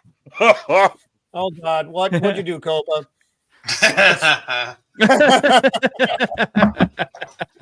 So we lost Ego. Even Denzel did a possession movie. Yes. Yeah. Vex. So Vex, your the thoughts on Emily Rose? I didn't hear you. I didn't. Oh no, you're good. You're good. No, I agree with you. Solid possession film. I've got no problem. I have a problem with them, but not some of the problems y'all have with possession films. But I think ghosts are real and stuff too. So right, they all get to me either way. But I haven't seen this movie in a while, and I like the actress that plays Emily Rose. I just call her Deb. Yeah, Deb from Dexter. From There Dexter. you go. Yeah, I like her as an actress. So, but I actually might rewatch this now later tonight. Yeah. But yeah, I recall liking it a lot, and it was one of the better possession films. Laura Linney is her. Oh no, I'm sorry, not Laura Linney. Yeah, Laura Linney. Or that's the lawyer. That's the lawyer. Right. Emily Rose was Jennifer Carpenter. Thank you. Right. That sounds more correct. No relation to John Carpenter. No. Well, just very quickly before we move on, and I'm probably going to get ridiculed for this. My mother recently returned some of my childhood toys for me to some reason, and Emily Rose toys, just for Pops. Oh, no. This is for Pops and Ego. Wow. It's an old glowworm. Wow. It hasn't glowed in years. I ripped the light bulb out when I was a kid. Wow. And it all comes full circle. Yep. I had to go get it out of there. Just own up to it. I own up to it. I'll own to it. That was glorious. That was awesome. Oh, that's horrible. All right. Mando, you're up. And then so Jacob. mine is a little some people might not consider it a horror movie. I did because I watched this way too young. I was like 9. It's called The Ghost in the Darkness. It is a movie. Wait a minute. It's Is this about tigers? Is that a horror movie? It's about lions. It's a true story about lions. Yes, it is based on an actual event that happened. It's not a horror film. It's not a horror. It's not a horror. It is if the lion's eating you. It's one of my favorite movies. When I was 9, and I was terrified. Did you think you were going to get eaten by a tiger? A lion. A lion. I need the breakdown. Lion. Whatever. It's a big fat Africa. thing. They're all the same. No, Roman, Africa, you wouldn't go Asia. into a swimming pool This because of Freaking sharks. terrifying if you like if you've seen it. Sharks are real. I don't believe in lions. I don't think they exist. So what? Do the breakdown of this if you're not horror movie, Mando. Wow. Good Lord. Okay. Well, basically, what's happening is we're in 1890s Africa. They're building the railroad, and apparently, some people are starting to get attacked by lions. They're just disappearing at night. Nobody knows what's going on. They assume it's just some weird lions that are just prowling around. And so this guy that's in charge of the railroad is like, I need to hire some guy to take out this lion because it's making the workers not want to work on the railroad. And so he hires this hunter who is also like a ex-military person or whatnot. I forget his name. And he's like, okay, I shoot a lion the first night. And everyone's like, yay, the lion's dead. And then the next night, some people, it's broad daylight, another lion just attacks the workers. And everyone's like, oh my gosh, lion's going to eat us. And so they go through this thing where he's trying to hunt down these lions. They don't realize there's two lions. And because the guy's failing, the guy that's in charge of the whole thing's like, I'm going to have another guy come and help you because you're failing. And so this famous hunter brings some Maasai warriors who are like, yeah, we know these lions. They're called the Ghost. And the other one is called the Darkness. And so basically it's the story of them trying to capture these lions, but these lions are smarter than what they like give them credit for. And like these lions will sneak into a tent and drag somebody off in the middle of the night. And all you hear are screamings and crying. And by the end, they're able to kill one lion, but the other lion kind of gets their revenge. And so at the end, they basically realize they have to burn down part of the savannah to capture this other lion because he's killing people and literally killing somebody right next to somebody else who's sleeping. Like you see them being eaten, which to me is terrifying. I don't know why that doesn't count as a horror movie. They're getting eaten like alive while they're screaming. So at the end, they're able to. Are the lions possessed? Is it a were-lion? Is it a vampire lion? No. The Maasai warriors believe that the lions are possessed because they're smarter than most other normal lions. Because also lions won't attack you in broad daylight if you're in a crowded area. So yeah, they believe that the lions are were true possessed. story, and Savo is still plagued with lions eating people because there's more people than the prey they normally eat. So it's an actual thing that happened. So bad vacation location. Yes. It also has Iceman from Top Gun. So yeah, that's true. I have never seen this movie. I You've think never I've seen seen this part of this movie? movie. I've seen it.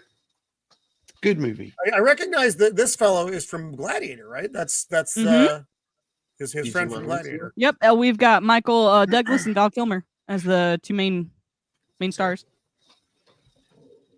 So this movie, Like you, I find that interesting.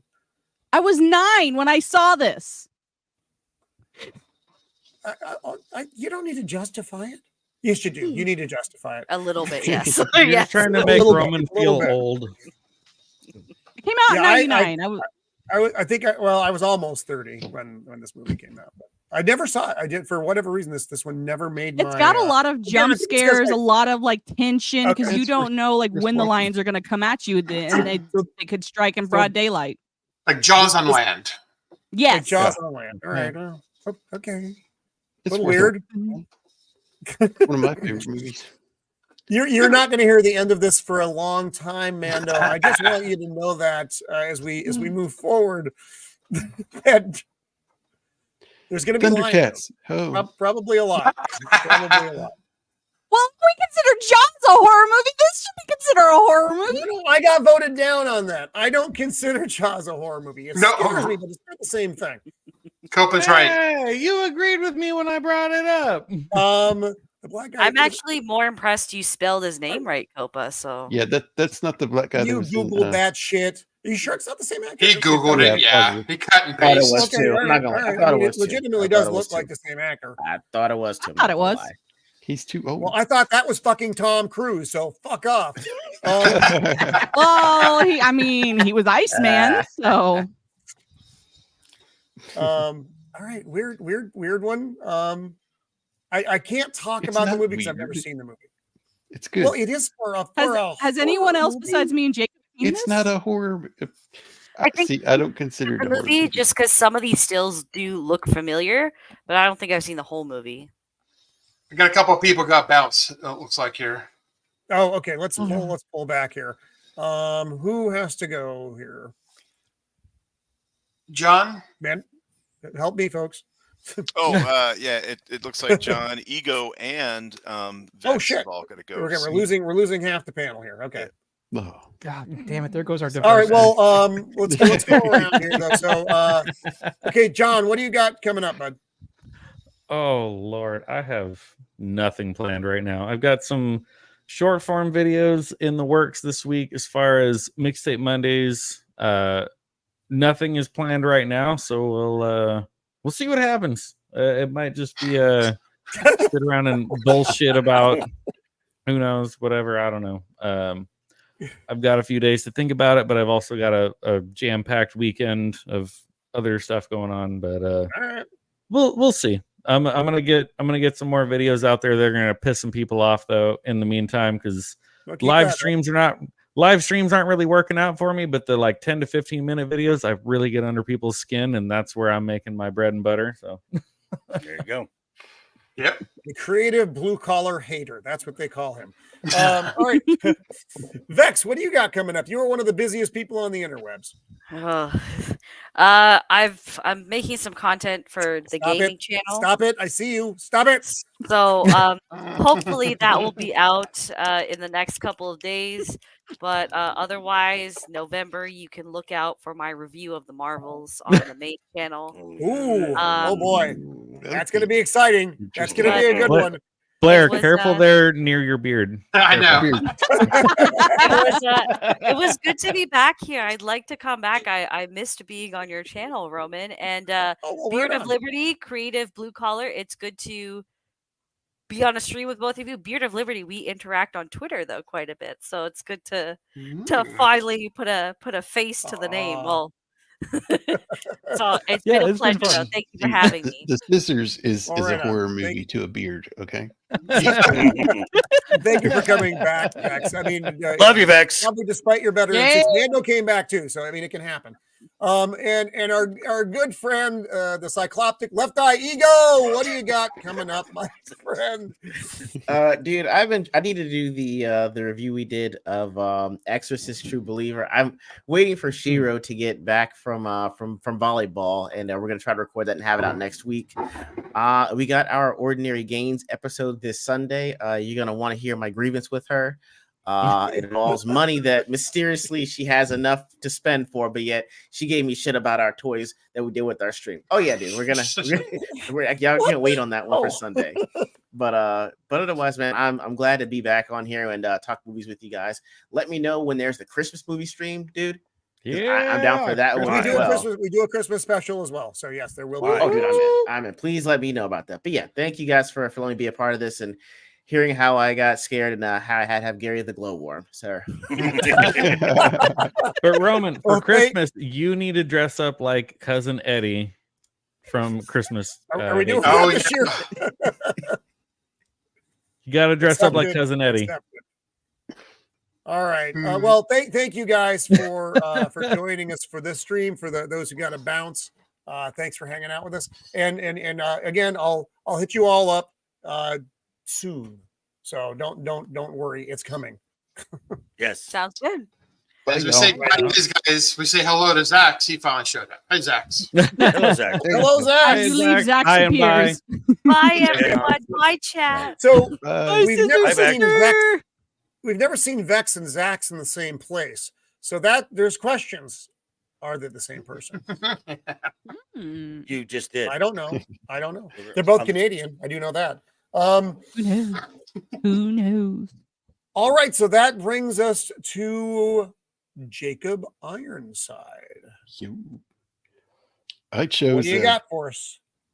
You know, there are two other movies I wanted to do were like movies that people always go after. So I wanted to do one that was kind of off the beaten path. So it's not off the beaten path. What is I it? just mean I don't know, like is it? Alien and Predator and stuff. Misery. Oh yeah, Ooh, okay. one of Yeah. the better adaptations. All right, got it. Yes. Mr. Stephen King. Yeah, you're right. This was a good movie, and it's the Stephen King movies are hot and cold. They are, they're either brilliant or they are terrible. And I can't get rid of that stupid screen. There we go. Yeah, it's rare that you get an in between one with Mr. King. So what? Go ahead and describe this. There's some great performances in this movie. If you've never seen it, you should see this movie. Makes you uncomfortable. Every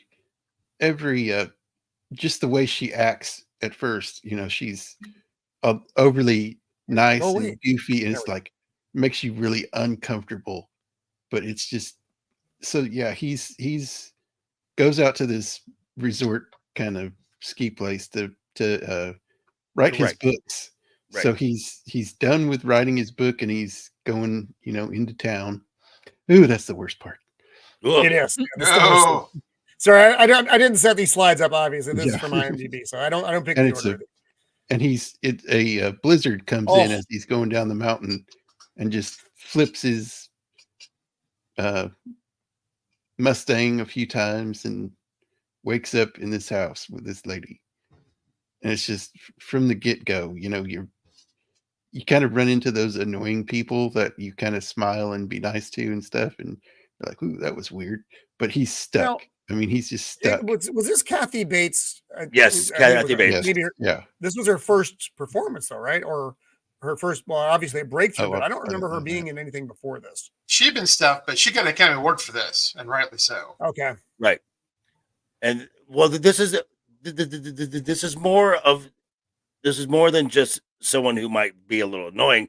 This is like a devoted fan. This is like a devoted fan. Crazy fan. And that's why he wrote the story, because he had met people like this. So he basically King should be happy. That's Stephen King right there. Yeah. Oh, if only it had been. I don't like Stephen King. I think he's a tool personally. I like some of his work. I don't. It's okay until she starts reading his manuscript. Yeah. And it's she freaks out over there's too much cussing in it, and then she finds out he's killed, and she makes him burn the book, burn it, and start over. Right. Wow. I've only seen this. I've seen it once, and it was a long time ago. Because for me, the hobbling scene, I think it was a bit much. I mean, it was good. It was good in the movie, and it belongs there and all that stuff. But it's a very disturbing thing to watch. And again, all these performances, Kathy Bates and James Caan. I like James Caan a lot. I think he had his moment in the 70s. I think he was just largely underutilized for a long time. Then you saw him in this, and he was an elf, and then he disappeared. But in the book, the hobbling scene is worse. She gets off his feet. Yeah, she has an axe. Lord. Yeah. Oh. What? Somebody said an axe and a blowtorch? Yeah, something like that to cauterize the wound. Yeah.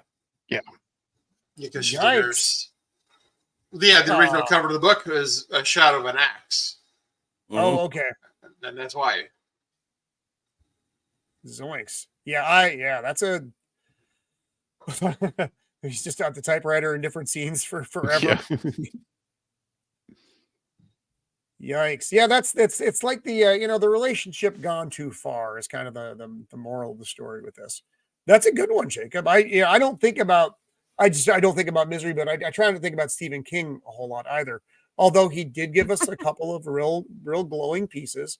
My favorite of which is Salem's Lot. That's my favorite of the Stephen Kings. Okay. But that one, we talk about that a lot. We don't talk about Misery a lot. And you're right. And it's a good choice because it's good Stephen King versus bad Stephen King. and it's bad because it's kind of like takes a normal scene, a normal setting, like just a farmhouse, and which should be comfortable, and it just totally flips And it's a it. house of horrors. He's stuck. He can't go anywhere. There's no phone. And it's a very, I mean, and this is realistic as well. I mean, this is one of those things. It's not like Leatherface, which was loosely based on things. This is something that could very much happen. There's no supernatural element here. This is shit that, you know, with enough determination, you could do it too. Yeah, right. No, who would ever do anything like that? No, Joker, you let Then them you go, have the- Joker. Then you have like the nice, quaint town sheriff who's piecing it all together. I mean, I'm not gonna say the reworking of the Daredevil series is because I've got Kevin Feige locked in my closet or anything. I'm not accepted, Joker. That knocking that you hear, you don't hear it. Don't worry about that. That's a good one. That's a good one. Shieldwall. Did we actually Shieldwall? Did I miss you first round? I haven't gone yet. I'm well, sorry, have you gone? Don't worry about me. There's plenty of me. Everybody sees me all the time. Okay. Well, all right. So who is this? This was Jacob's, right? Yes. Yeah. Are you done talking about it, Jacob? Yeah. Okay. I just wanted to make sure because I think that movie can be deep on some levels. How crazy it is. For me, I got 3, but I'm probably gonna go with the OG Hellraiser, just because I like that one. Disturbing movie. Yeah. Not that one. That's the wrong Hellraiser. That's the right Hellraiser. Well, there's so one many of those movies they felt the need to remake, but no one cared. Yeah. Oh yeah. The OG 1987. Yeah. I was just the right age, I think, to see it. Yep. Not too young. This is a disturbing movie, and I like the it's got the supernatural element, but it's also the I guess the gore factor. Right. It has the supernatural. It has the the summoning. Its core premise is messing with stuff you shouldn't be messing with. Right.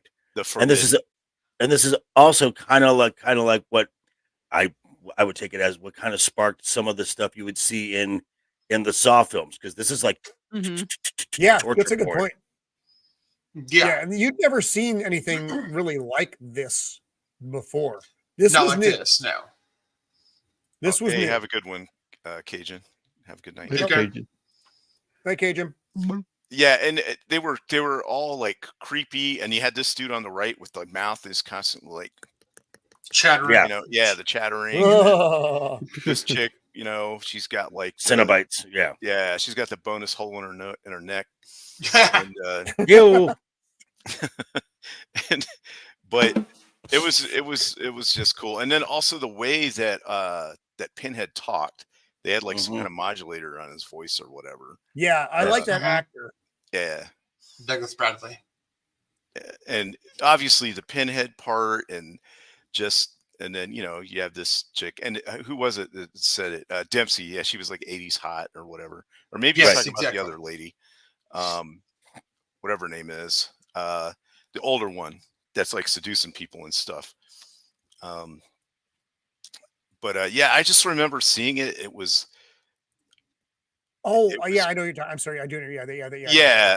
They need the blood. They need the blood. Right, they need the blood to get her lover's like skin back. Yeah. Yeah, it's a weird story. Frank Cotton. Yeah. So.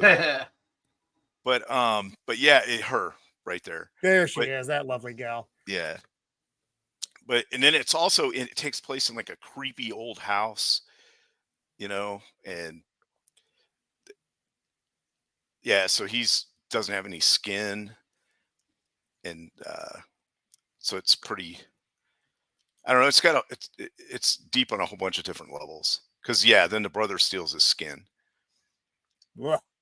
Yeah, you get it's one of the visually disturbing imagery with the Cenobites and their And little to magic me, box.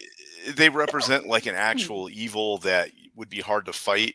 Whereas a lot of these other movies, I'm just like, just double barrel shotgun that guy to the chest, you'll be fine. Yeah, this won't work here. Yeah, You'll never think of yeah. Cenobites the same way again. Yeah. No. So it was, yeah, and I don't know, I liked it. It was, I thought it was a good story. It was interesting. Yeah, this guy's super douchey. He looks like a douchey dude. Yeah, He does. He doesn't last Yep. long, so you don't get used to him. But what they did with Hellraiser, it was it was a victim of its own success, because then you had 2 and 3, and then they went into space. Yeah, And it just got super weird. the second one where it had the origins of Pinhead, I thought was good. And there was like there was like an insane asylum involved or something. But after that, and then there was the one where they actually go to hell. That one was okay. But then the other ones were just terrible. Yeah, Weinstein. It was one of those things where they wanted to keep the property. Right. So they would take a movie and shove Pinhead in it and call it a Hellraiser movie. Hellraiser. It's a Hellraiser. Never had nothing to do with Hellraiser before. So, and this was unique because right about the time, not too long after this, you started seeing it was like one of the special books, this special part of the bookstore that had tattoos and piercings. Mm-hmm. That was like this really kicked off the thing with like tribal tattoos and different types of piercings and things that got really big in the 90s and beyond. Mm-hmm. A lot of that could I saw this, I wanted to get a tattoo and a piercing from this movie, so that really kind of fit. And I was going for the mic. I missed. With that kind of like underground movement that was bubbling up there. Yeah, the whole post-punk thing. Yeah. This guy actually works at the 7-Eleven down from where I live. You must have one of those classy 7-Elevens. Yeah, right, really. Too much Yeah, acid. the puzzle box. The puzzle box was, it was just another neat add-on to. Yeah, but it was. Does Blair have Blair? Do you have a puzzle box? I do. Hang on, I can see it. Ah, Blair, leave it alone. Put it down and back away. If we see a bunch of hooks come out and grab his skin and rip it off, we'll know what's up. And that's where the bearded Cenobite came from, everyone. It would be the Blair Cenobite. Man, that's a good choice, dude, because that's look, it had that imagery that you can't get out of your head. That's not Two-Face. That's All Face. Mm-hmm. Yeah, well, no face. No face. Hey-o. I'm here. What I liked about the protagonist, her, was that she was good looking, but she wasn't too hot. You know what I mean? Like, right? Yeah. The girl next door. Next door hot. Right. Yeah. Exactly. Like I have a chance with her. So I have a chance with her. But you know what I mean? It was believable that she was going through it. It wasn't like she was a supermodel or something. Right. Yeah. And wait, is this the second one? I may have this is wandered. the first one. It's still the yeah. first I mean, one? it's still Okay. this is the slideshow for number 1. So She was in the hospital. Right. Okay. Because there's one where it's the second one, I think, where they like literally go to hell and they have like the doctors giving lobotomies and stuff, and then the Cenobites get a hold of him and put that thing on his head. It makes him like blends his brain. Yep. They start Oh, sucking. Yeah. That one wasn't too bad. I saw that one, I think, when I got home on leave from like technical school or something. But yeah, this has a health scene and stuff, and then the lights always like go through the slats as they're coming. You know that their Cenobites are coming. You can hear them. You know. Yeah, they were a neat movie villain. Not quite a monster, but not really human, obviously. Mm-hmm. with the pinhead. It's like I want to get a hammer. Somebody forgot to hammer those nails in. Here, let me help you. My biggest problem with this chick is she is wearing blue eyeshadow, and I think it's fall, and I don't think you can do that. Come on. Wow. That wasn't a great joke. It was not my best. I feel bad for having mentioned it now. The first are represent competent. Really? I didn't even wait. There's 5 or 6. Oh yeah, my. there's a bunch of them in it. No, but the I other didn't ones realize are it went like that far. so terrible. Nobody watches them anymore. Oh, it's like they're up to 10 or something now. Don't watch them. It's all crap. Yeah. Oh my goodness! Wow. Yeah, the whole thing where you would like rip skin off, but the meat would still be under there, like the musculature, and then you could steal people's skin and put it on. That part was kind of creepy too, like body horror stuff. I don't know. Also for the time, it was kind of like a new thing that you hadn't seen before. Yeah. It kind of blended in like the supernatural with the slasher Torture type porn. film. Yeah, exactly. Right. And it was, I don't know. It was just interesting. So yeah, that's my pick. Yeah, it definitely was a big one. Yeah. One of my favorites of all time. Do we right, get Blair- to guess? Do we get to guess Roman's movie? No, actually, I'm Roman is sacrificing because we are running low on time. So Roman is letting you guys get a round 2 in. So is it going to be a Midnight Meat Train? It was not Midnight Meat Train, oddly enough. No, if I was going to talk about anything, it was going to be Drag Me to Hell. But I'm not going to talk about Drag Me to Hell. Drag You to Hell. What that is that's going to Olive Garden and having to watch Fifth Element. That's the night out was Fifth Element and Olive Garden. Yeah, not good. Yeah. Blair, what do you got? Breadsticks. What is your number 2, Blair? I have to give it up for my girl, the Blair Witch. Blair Witch Project. Okay. The granddaddy of all the lost found footage movies. Polly! Polly, what's up, Polly? Hey, Polly. Oh, hey. Wow. Hey, Polly. Awesome. Welcome, Yeah, sir. there you go. We will tear your soul apart. Yep. Good line. Mm-hmm. I used to live not too far away where they filmed this in Maryland. Sir? So that was crazy that I even knew about that. Plus, I remember the big thing then, it was this is like the first internet movie. Back in Web 0.1, it was out there for a year. This is back when people didn't know if it was real or not. Mm-hmm. When you first started doing the stuff for it. Yeah. And I liked a lot it. of people were freaked. Like the very beginning part, but then as it started getting like into the movie, I was like, all right, if she'd have been out there with some real men, nobody would have been scared. Yeah, right. Literally, none of these dudes were prior military because this would have been over. Because that's just it. I was, I was young. I went and saw this with all of my friends, and all we were like, we would have beat that guy's ass. We would have, we would have done this. I got some sticks and like just started swinging. This also that's how I feel about so many horror things. I'm like, if I was in a situation, I'd be somebody's gonna get something knocked out. If it's not me, it's gonna be the other person. But that's one of the neat things about this movie is you never really see the it's total heads. It's total got in your head. Mindfuck. Yep. Big time. It was just like certain stuff like, oh, what happened to the map? Oh, I kicked it in the river. I didn't think we needed it. And it was just like what? You're going in the river next, motherfucker. Yeah, it's like you guys are making dumb decisions. This girl was my least favorite part of the Blair Witch Project. Her voice is still with me to this day. She was super I don't even remember her voice. It was not good. It's not good. Her death is not a tragedy in any stretch. Now and this part I like. This shit, dude. I like this stuff. Yeah, like the little like totems dolls hanging in the little totems and stuff. That part was cool.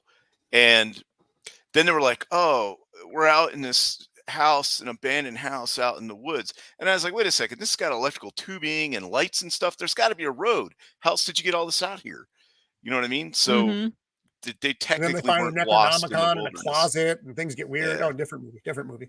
Yeah. This part, you can, I don't know. To me, I thought it was overhyped. Well, and there's something else about this film that gets overlooked. There was no script for this film. It was completely just, here's the scene, go. And it was just like ad lib. Mm-hmm. Yeah. Yeah, there's a lot of they got very minimal direction. Yes, and they all I think ad-libbed and it makes it more horror realistic. movie. The women? Do you remember No, before ad-libbing. Sci-Fi, back when it was called Sci-Fi Channel, not Sci-Fi, which is the stupidest thing in the world. but Stupid name. They did this kind of like hour-long special about the Blair Witch. Like it was real. It was like one of those Yeah, I remember. Yeah. Nimoy things, which added fuel to the fire. I remember when I went to Madison, Wisconsin and saw this. I used my credit card or something, whatever, and it had my name on it. And the girl freaked because my name was Blair and I'm going to Blair Witch. She's like, really? So people actually thought this thing was real. But yeah, it really launched the whole genre of Horror this. has a great segment in what was that? Or for worse. Satanic Hispanics. Oh, Polly. That's funny. Yep. Yeah, I still think this was a good movie. If this was the birth of the found footage film, which was cool. They did a Blair Witch 2. Don't see that. Do not see that. That was it's well. Oh, that looks like the trailer I grew up in. well, I believe the one redeeming quality about Blair Witch 2 is there are boobs in it. So yes, there were two chicks in there. That there was doesn't one that make the movie good. It does in some cases. It can make a bad movie better, but it can't make it good. They did a part 3 too. Okay, I'll agree with kidding you. me. It can make a bad movie better. Okay. Wow, I didn't realize they had done a part 3. Why in the name of Satan's It was ghost like did they do that? Heather's brother is trying to find her. That was the. Is it also in the same style, or does it look more like a real movie? Because Blair Witch 2 was more like real. No, real movie. Yeah, it was like a real movie where it's like sets and. Yeah, you catch that lightning in the bottle with one, and you just you can't do it again. It just that's why it was special, because it was that thing. This is like the quintessential one because there's like no rewatchability of this. Once it's one and done. done. Yeah. So very influential. But it only cost like $6 to make, which is pretty cool. Right, and it made a boatload of money. Yeah. Everything here is real, or something that they had. There's no costume department. There's no exactly. It's the cameramen. Budget. They were their own cameramen too, and their own sound people too. It was. It's a brilliant idea, but it's a once. You can do it once. So good one, dude. And Zach is right.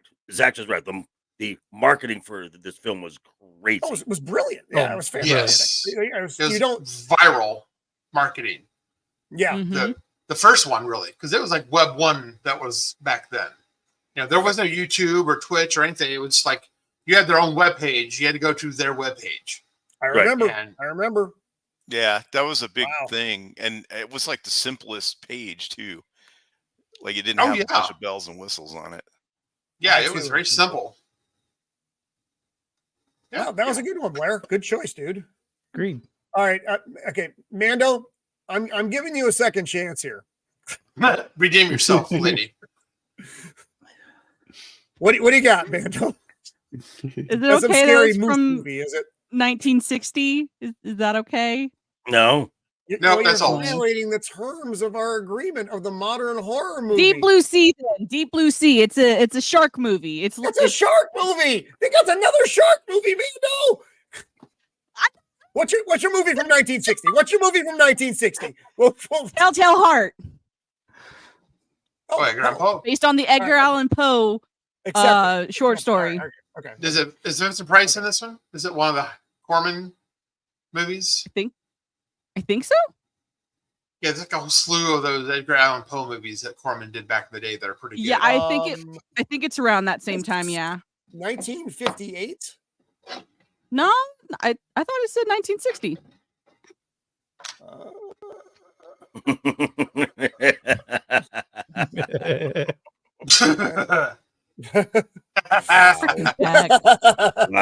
That's Telltale Heart is 1960. 1960. I'm not seeing a 1960. Why am I not seeing a 1960? Let me see here. 1960. I must be doing something wrong, which wouldn't surprise anybody in the room. Oh, there we go. Okay. I didn't insert the dash. And there probably had to be a better way to say Paulie, that because good when I said it question. loud like that. Paul is a great question. What's that? At least Bush knows, like, not in this version, as far as I know. Not in this version. Sadly, no. But yeah, so the Telltale Heart. It had a trigger anyone warning? who knows the plot of the story, basically, this dude thinks that this other dude is sleeping with his wife/girlfriend, so he murks him, stuffs his body into floorboards, and then starts hearing a heartbeat in his walls, and he goes crazy and just it's his story of descent into madness, and I just it's always been one of my favorite stories. And I figure he would have smelled movies. him before he heard the heartbeat. You know, well, it makes you think that maybe the guy who he quote unquote murked wasn't actually dead. That's what it's supposed to make you think, is like, is he actually dead? Because the guy in his descent into madness is like, he's not dead. He's in the walls. He's trying to kill me, for revenge. And you just you don't know. Like, did he actually kill the guy? Did he not kill the guy? I think he killed. Is he the just guy. crazy guy? I think he's a crazy guy. It's a lot like the Raven. The Raven is the guy just going crazy in the night. And I think this is Poe was great at that because Poe himself had some let's call them issues. A lot of issues. And he did a lot of drugs. Let's not talk bad about that. Okay. I'm willing to let some things go, but no, so again, it was funny. It was a joke. Now everybody thinks I'm an addict. But Poe with the psychological terror, which is what this stuff was. And I like psychological terror. That's why I like the first season of Lost. I think it's better than Gorefest. It's more scary for me. Yeah, no, because it sticks with you. It's that it does it. Yeah, I'm not a big fan of the slasher genre, but I don't mind like Drag Me to Hell or The Conjuring. There is still some unpleasant imagery there, but it's not what I would call the classic. Well, Drag Me to Hell. There's gore. But it's different. It's different than slashy gore. In this stuff, there's no gore. This is just all in your head terror. Yeah. Colorized. Okay, so now we know. I know I didn't do the thing for the. I thought it was a 70s movie. Like when I was first thinking, I was like, oh, this was 70s, but no, it's not. So now we know that too early. So now we know that Mando doesn't follow the rules. Picks a film out. Number 3 pick. Picks a film out of the time frame, and picks a non-horror. I don't film. need this abuse. I thought they were Mando's horror. next pick. It was going to be Deep Blue Sea, which is no, not a horror film. It's a shark movie. It's an adventure shark movie. Yeah, it's a terror film. Adventure? It's. I would say it's at least a thriller. If your adventure is getting eaten by a shark, was, I thought it was an adventure shark. You had Thomas Jane in it. You had LL Cool J. You had a parrot. I enjoy the movie. It's a fun movie. Is that the one where the shark grabs him and he's in the gurney? Yeah, and okay. Yeah, a giant mako that doesn't look like a speech. mako. Adventure sharks. Hey, love it. Hello. And also, like I said before, horror movies aren't really my thing. Well, clearly, that's my fault. It's my fault. Although that is Samuel. I know. It's fine. That's Samuel L. Jackson's best speech ever, though, is in Deep Blue Sea. Yeah. I think it's bitten. You haven't seen it. Just look that up on the YouTube. Samuel L. Jackson's speech, Deep Blue Sea. It's glorious. Joker. Yeah, go ahead. It's Joker and then Beard and then I think it's everybody. Yeah, I think so. And then Shield. Yes. The one more time. Well, we're coming up on the time, so we'll call it that. We'll call it Okay. that. So the good thing about horror or scary films is, yes, they are a genre unto themselves, but you can introduce that, but you can introduce it into multiple genres. Now, one of my favorite genres is the fantasy genre, and a good scary fantasy genre, which was a groundbreaking film as far as how how a makeup works, is 1985 Ridley Scott's Legend. Ooh, that's a good one. Mm-hmm. Tom Cruise is in it. Very young Tom Cruise. 85. Here we go. Yep. Mia. A very young Tom. Sarah? Yeah. Is it Sarah? was that before or after she did Ferris Bueller? Right at the same time. Right around the same time. So this is just a incredible film, and everyone goes to and when I say the makeup work, it is undoubtedly Tim. It is Tim Curry as Darkness. That's a lovely shot there of right there. You got blow that up. I mean, that is just ridiculous for the time. That was absolutely amazing. And the horns, the legs, it was great. And boobs and Legends? No, close to boobs. Close, yes, close. We were very close to boobs. But it's really it's not an overly complex story. It's a classic hero story. And also there's it's the boy goes to save the girl, slays the monster, and but there's also this other little subplot in there of the corruption of innocence, and it's just a beautifully told story. The goblins are great, and especially the lead goblin, Blix, speaks in rhymes. Every line is a rhyme. And the dance scene with Mia and the black dress is quite a seductive thing for back in that time, for what was kind of billed as a fantasy film, because you also had stuff like Labyrinth and the Never Ending Story all in this same time frame. And right, that's a girl who plays that role. But so this is definitely something that, again, a film that I can watch over and over and over and over and over again and never get tired of it. And now, I haven't. That's another one I haven't seen in a really long time. But yeah, the image of Tim Curry as the demon Darkness is just so well done. And this movie, I think, I mean, like I said, I haven't seen it in a long time. I think there's probably a whole generation of people who haven't seen this movie at all. Music one by of those overlooked movies. Brian Ferry. Yeah. Music by a Tangerine Dream.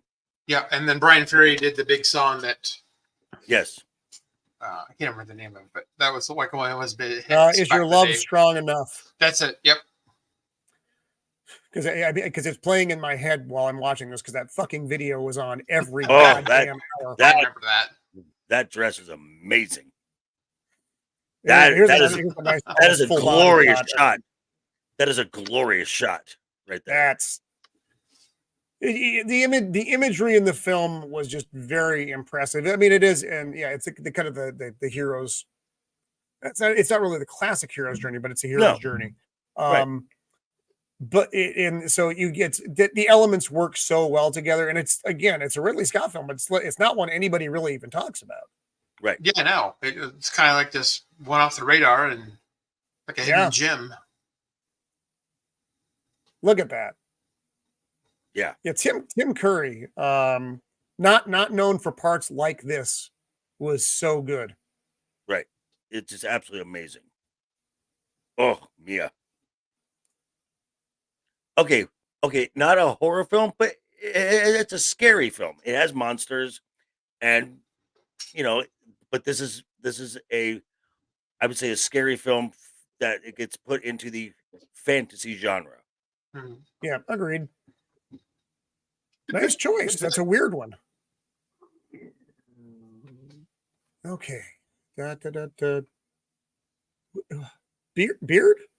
My bearded brother is next. Okay. All right. Thank you. If you forget, I'm old and I lose track of not many things. So. Well, this one I think probably will go pretty quick because it's a simple story, but I think it works. It's 2001's The Others. It's with with that. Is that what's her name? Nicole Tom Cruise's Kidman? ex-wife? Yeah. Okay. Yeah.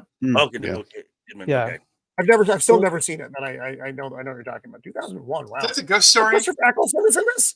Christopher Eccleston was the ninth Doctor. Yes. He's her husband. So it's just after World War II has ended, and this woman is kind of alone in her house. Her husband hasn't returned from the war. If we ever get together, we'll do it. I'm a drummer. So. We need the guitar and spin on our belts, and yeah, that's right. But yeah, so she's kind of isolated in this home, and these three people show up to apply for jobs to help take care of the grounds and take care of the kids. And she's really eccentric. They really introduce you well to her kind of, eccentricities, because she unlocks the door, goes in the room, closes the door, locks the door, and every door has to be closed before another door can be opened. And she's got all these weird rules. And you finally meet her children, and she claims that they have this kind of disease. They're allergic to bright lights. So they don't have electricity because the Germans kept cutting it. So they just learned to live without it. So everything's lit by lamplight. The lighting is great. It really adds to kind of spooky air. And it just kind of unrolls this mystery because her daughter is talking to a young boy.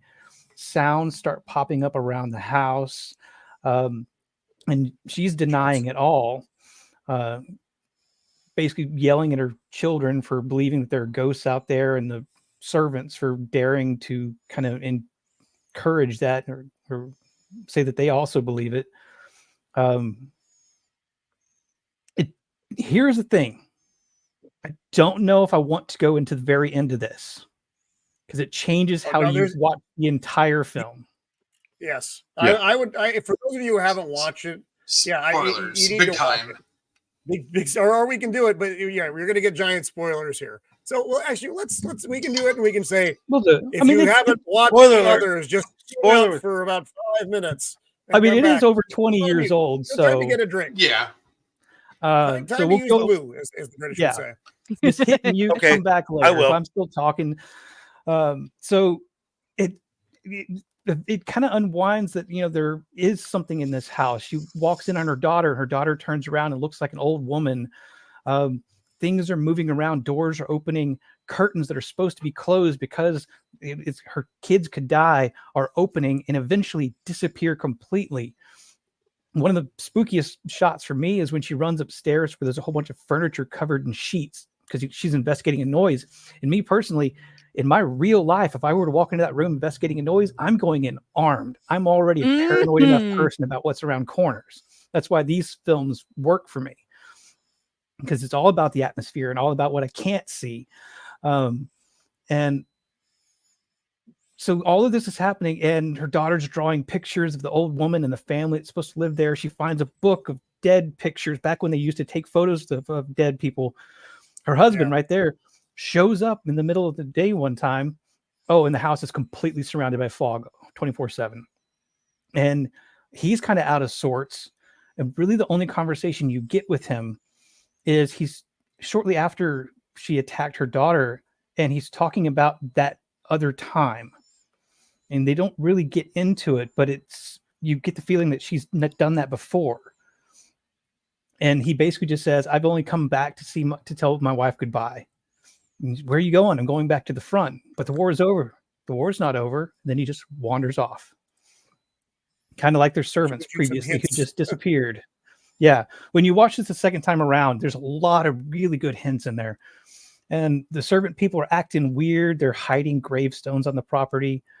And eventually she finds one of these dead images, or dead photos after people passed, that has the staff present. And she starts freaking out. And she starts finally realizing what's happening, and her perception changes, and she can see what her kids have been seeing. In big spoilers for anybody who decided to stick around, she walks in on a seance happening. People dressed in slightly more modern clothes, and the old weird looking woman is there, and she's asking questions. And she starts Nicole Kidman starts freaking out, and she grabs the table. We're not dead. We're not dead. And then it switches the perception of the people at the seance, and she's gone. But the table is moving around, and papers start flying. And the whole thing is such a fascinating idea of ghosts that don't know they're dead, seeing the living as ghosts in their world. I love it. That's it's a brilliant twist. Yeah. And this is before, if I'm not mistaken, isn't this before The Sixth Sense? Or is it after? If you have not seen pictures of that older actress there, young, she's got brilliant red hair. Really? But I mean, yeah, this is, and it's a slow burn, and you got to turn your volume up because rarely do people talk above a whisper, but that really works because when there's sound that is important, it hits hard and loud. And it really sets the whole kind of feeling for just even the house as a character itself. It's after The Sixth Sense. Thank you, Jana. Yep. Okay. Another good movie. Another good one. So this is, I mean, Sixth Sense was another one. It had good jump scare stuff, where this one, if memory serves, had a more overall throughout the film vibe of creepy. Yeah, I mean, there are actually times in there where, I mean, jump scares get me, which is why I hate them, because I see them as cheap scares. I don't see that as getting inside my head. It's like putting bacon in every meal. Of course, it makes it better. Right. And so I know that those are coming, and they'll still make me jump. And there are times in this where, even though I know there's not one coming, you still get that feeling that it's about waiting to happen. for it. Yeah, and it works good. I'm muted. You're not muted. No? Oh, God damn it, Dax! That's not funny. It's not funny, Dax. And you're welcome for spoiling the movie you've already seen, Copa. I live to mess with people. So yeah, there's not a whole lot to say about this. I mean, if you haven't seen it, you need to see it. I'm sorry for spoiling it, but if you have seen it, revisit it again, because watching it, knowing the ending, changes the entire perspective of the film, but it doesn't ruin the feeling of it. That's solid. It's a good ghost story for the season. That's solid. That's a good twist, though, and it's been a long time since I've seen a movie that had some kind of like, holy crap, I can't believe that's what's going on. I mean, probably the last time I felt that like really was surprised and was like taken back by the whole thing was actually The Matrix, when you find out that it's a simulation. Yeah, and he's in this jelly pod. So all right, we got time for one more, and then we're gonna have to wrap her up here. So, Mr. Ironside, what do you got, buddy? It's gonna be one you're not gonna like, Roman. Now, why would you do that? Why would you do that? The shark that movie. It's a fucking shark, Jacob. Shark Girl and Lava Boy.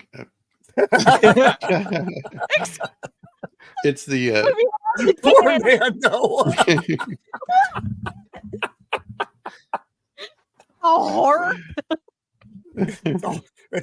It's a horror movie. It's a different kind of it's a different kind of horror. Not the horror movies. Not the horror movies.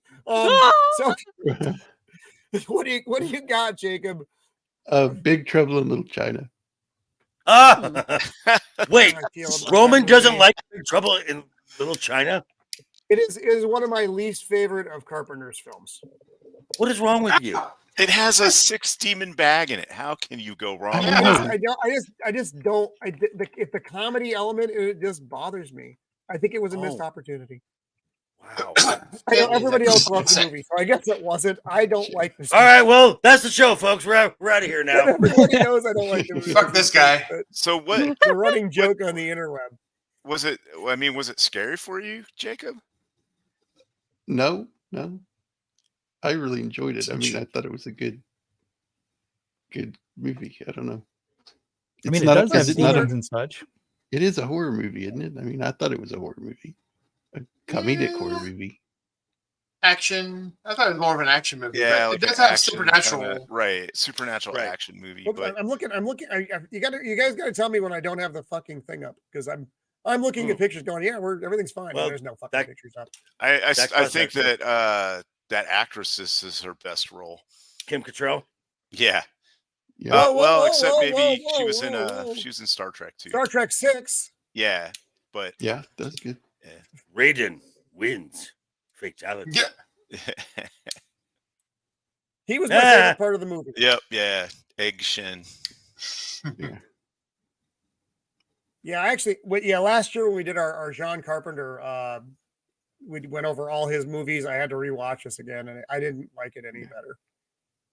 Come on, Roman, you're basically Jack Burton. I mean, right. I appreciate you don't know what's going on most of the time. So that's true. He's not wrong, folks. Have you paid your dues, check? Yes, sir. The check is in the mail. The check is in the mail. It's the opposite of horror. Yeah, that's Matt's right. Matt got it right. Yeah. It's like Ghostbusters. Okay, yeah, that's accept it. There's so many good one-liners in this movie too. It's just one right after another. I mean, but Roman, go back 2 frames. Go back 2 frames. More? Just look at that. That is just so over the top and just awesome. Look at that. You're going to a food court in some mall. Exactly. Yeah, there's a Panda Express just out of the Exactly. Right. Panda Express meets Halloween Town. Oh right. My God.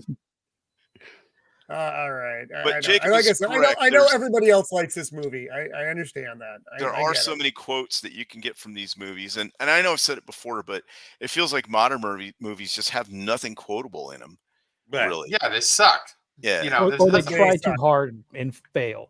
Yeah. Because there's just something These three about, dudes.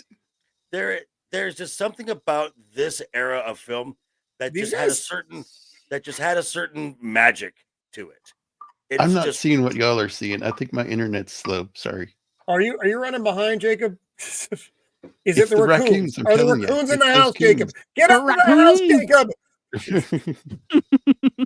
Kim Cattrall. Jacob's experiences his own Yes, horror movie Dempsey. right now. He is Yeah, right. Jacob Ironside in The Raccoons. Raccoon City.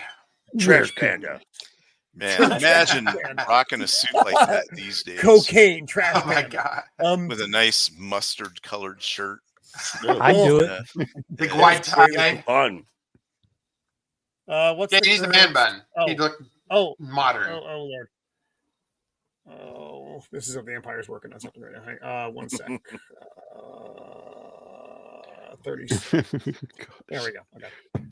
Yeah, we gotta get moving, guys. I'm sorry. All right. All right. I guess I'm getting the text from the lady of the Empire. So, but this was good. The Empire. I mean, just tell her we're talking despite about- Mando's picks, this was a really good stream. It was a lot of fun. It was a lot of fun. Good stuff. Good Just stuff. tell her we're reviewing It's time Big for Trouble in Roman's Little China. hoveling. That's a good blanket excuse. No, don't give her that idea, Jacob. She's seen the movie. I'm hoping she forgot about the hobbling part. I don't need that. Yeah, you think you're going out to your studio now, Romy?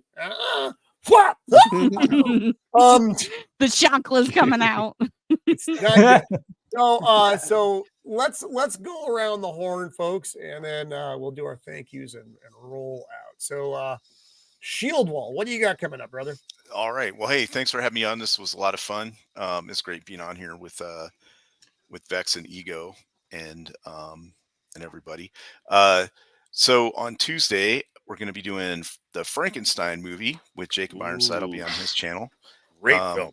The OG one from like the 1931. 30s. Yeah. Yep. And then next week on this channel, we'll be doing Army of Darkness. Is that? Yes. So, yeah. And that's always a fun movie too. So yeah, it was great. This was a lot of fun, and talking about movies and that are horror movies and others that some people consider horror movies. It's scary for them, I guess. See, we don't just talk about things that we don't like, folks. Right. Yeah, yep. we don't. And don't thanks to the chat. It was a really good chat tonight. Yes. I mean, it's always great chat, but it was really good. Lots of good input, and thanks to Paulie. We're on the same wavelength there. Right. Got to have them boobs in the movies. That's what I'm saying. That's really weird, Roman. We did not need that. Clip that for next week. So, what do you got coming up, buddy? All right. So tomorrow morning, 6 a.m. Pacific time, I am dropping my third of my October-themed fun, creepy, kooky films with the Tim Burton classic Beetlejuice. Because, hey, I'm going to go with the most, babe. I'm just saying. All right, come on. It's showtime. Come on. So That movie made me love Zagnuts. It's true.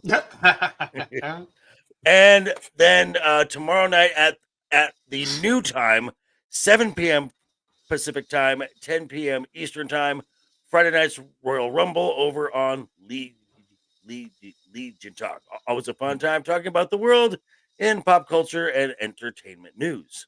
So yeah, but thanks again for having me on again. This was a historic night. It was the reunion of the Scissor family,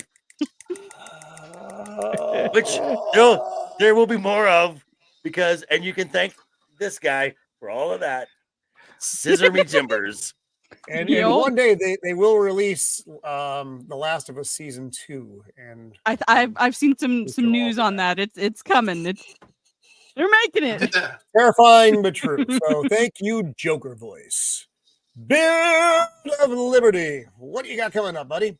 Nothing for the next couple days. We got it busy next week. I'll only give you part of it.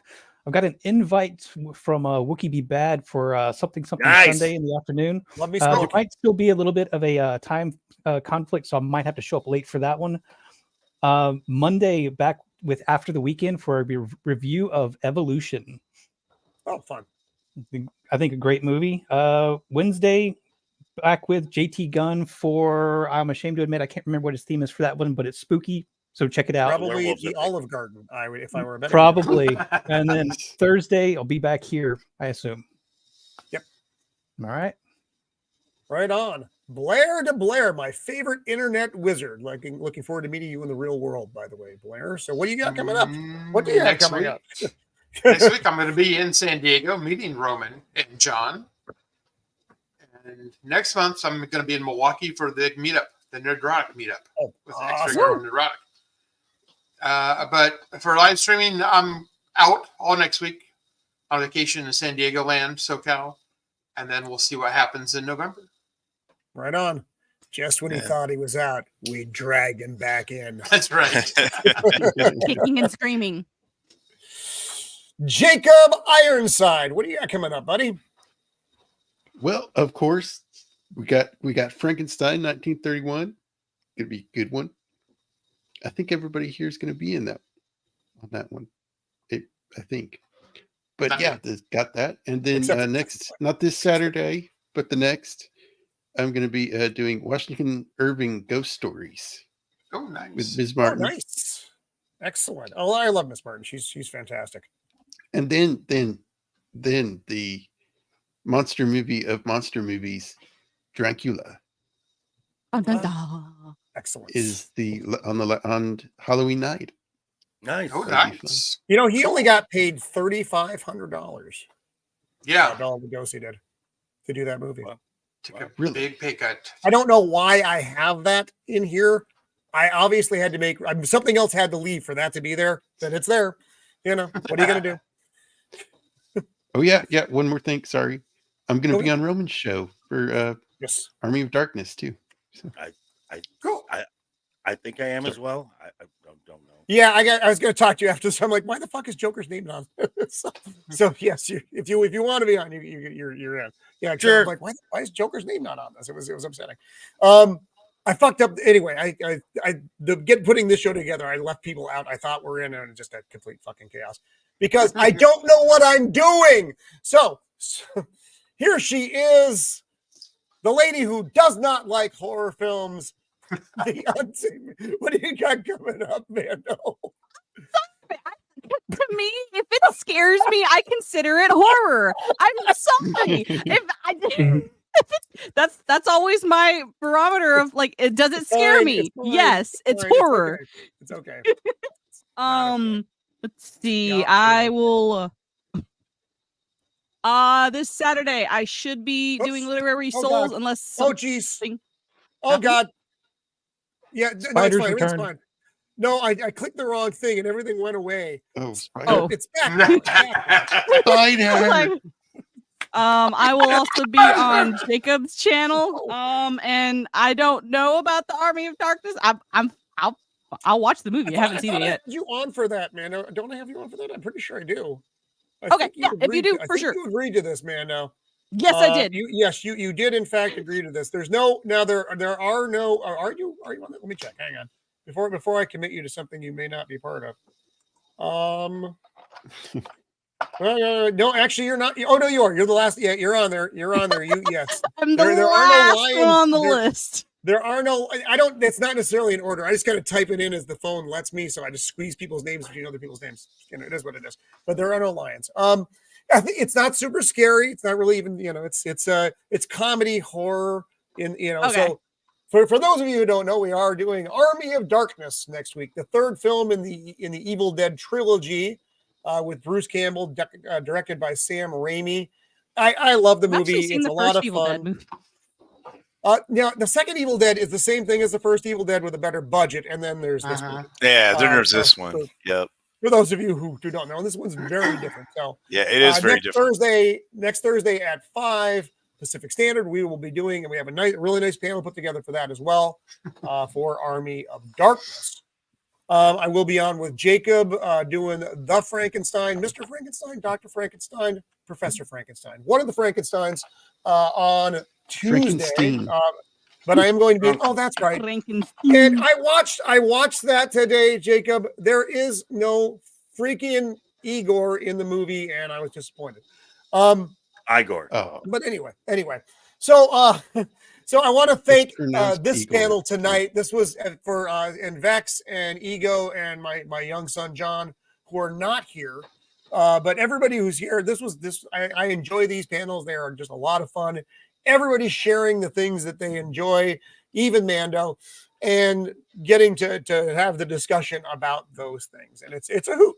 It's a hoot. You know, it's just a lot of ideas out there, and some of them are good, and some of them are lions. So, and I want to thank the chat tonight. You guys were great as well. We had so many people out there. It was definitely a who's who chat tonight. So thank you guys so much for showing up. That makes me want to get up and do another one of these shows after I come to from my blackout drunk. So again, I do want to thank you all for being here this week, and join us next week and check out everybody's stuff that is coming up. Until next time, this has been Roman of the Empire. Please be kind. Toodle! Bye.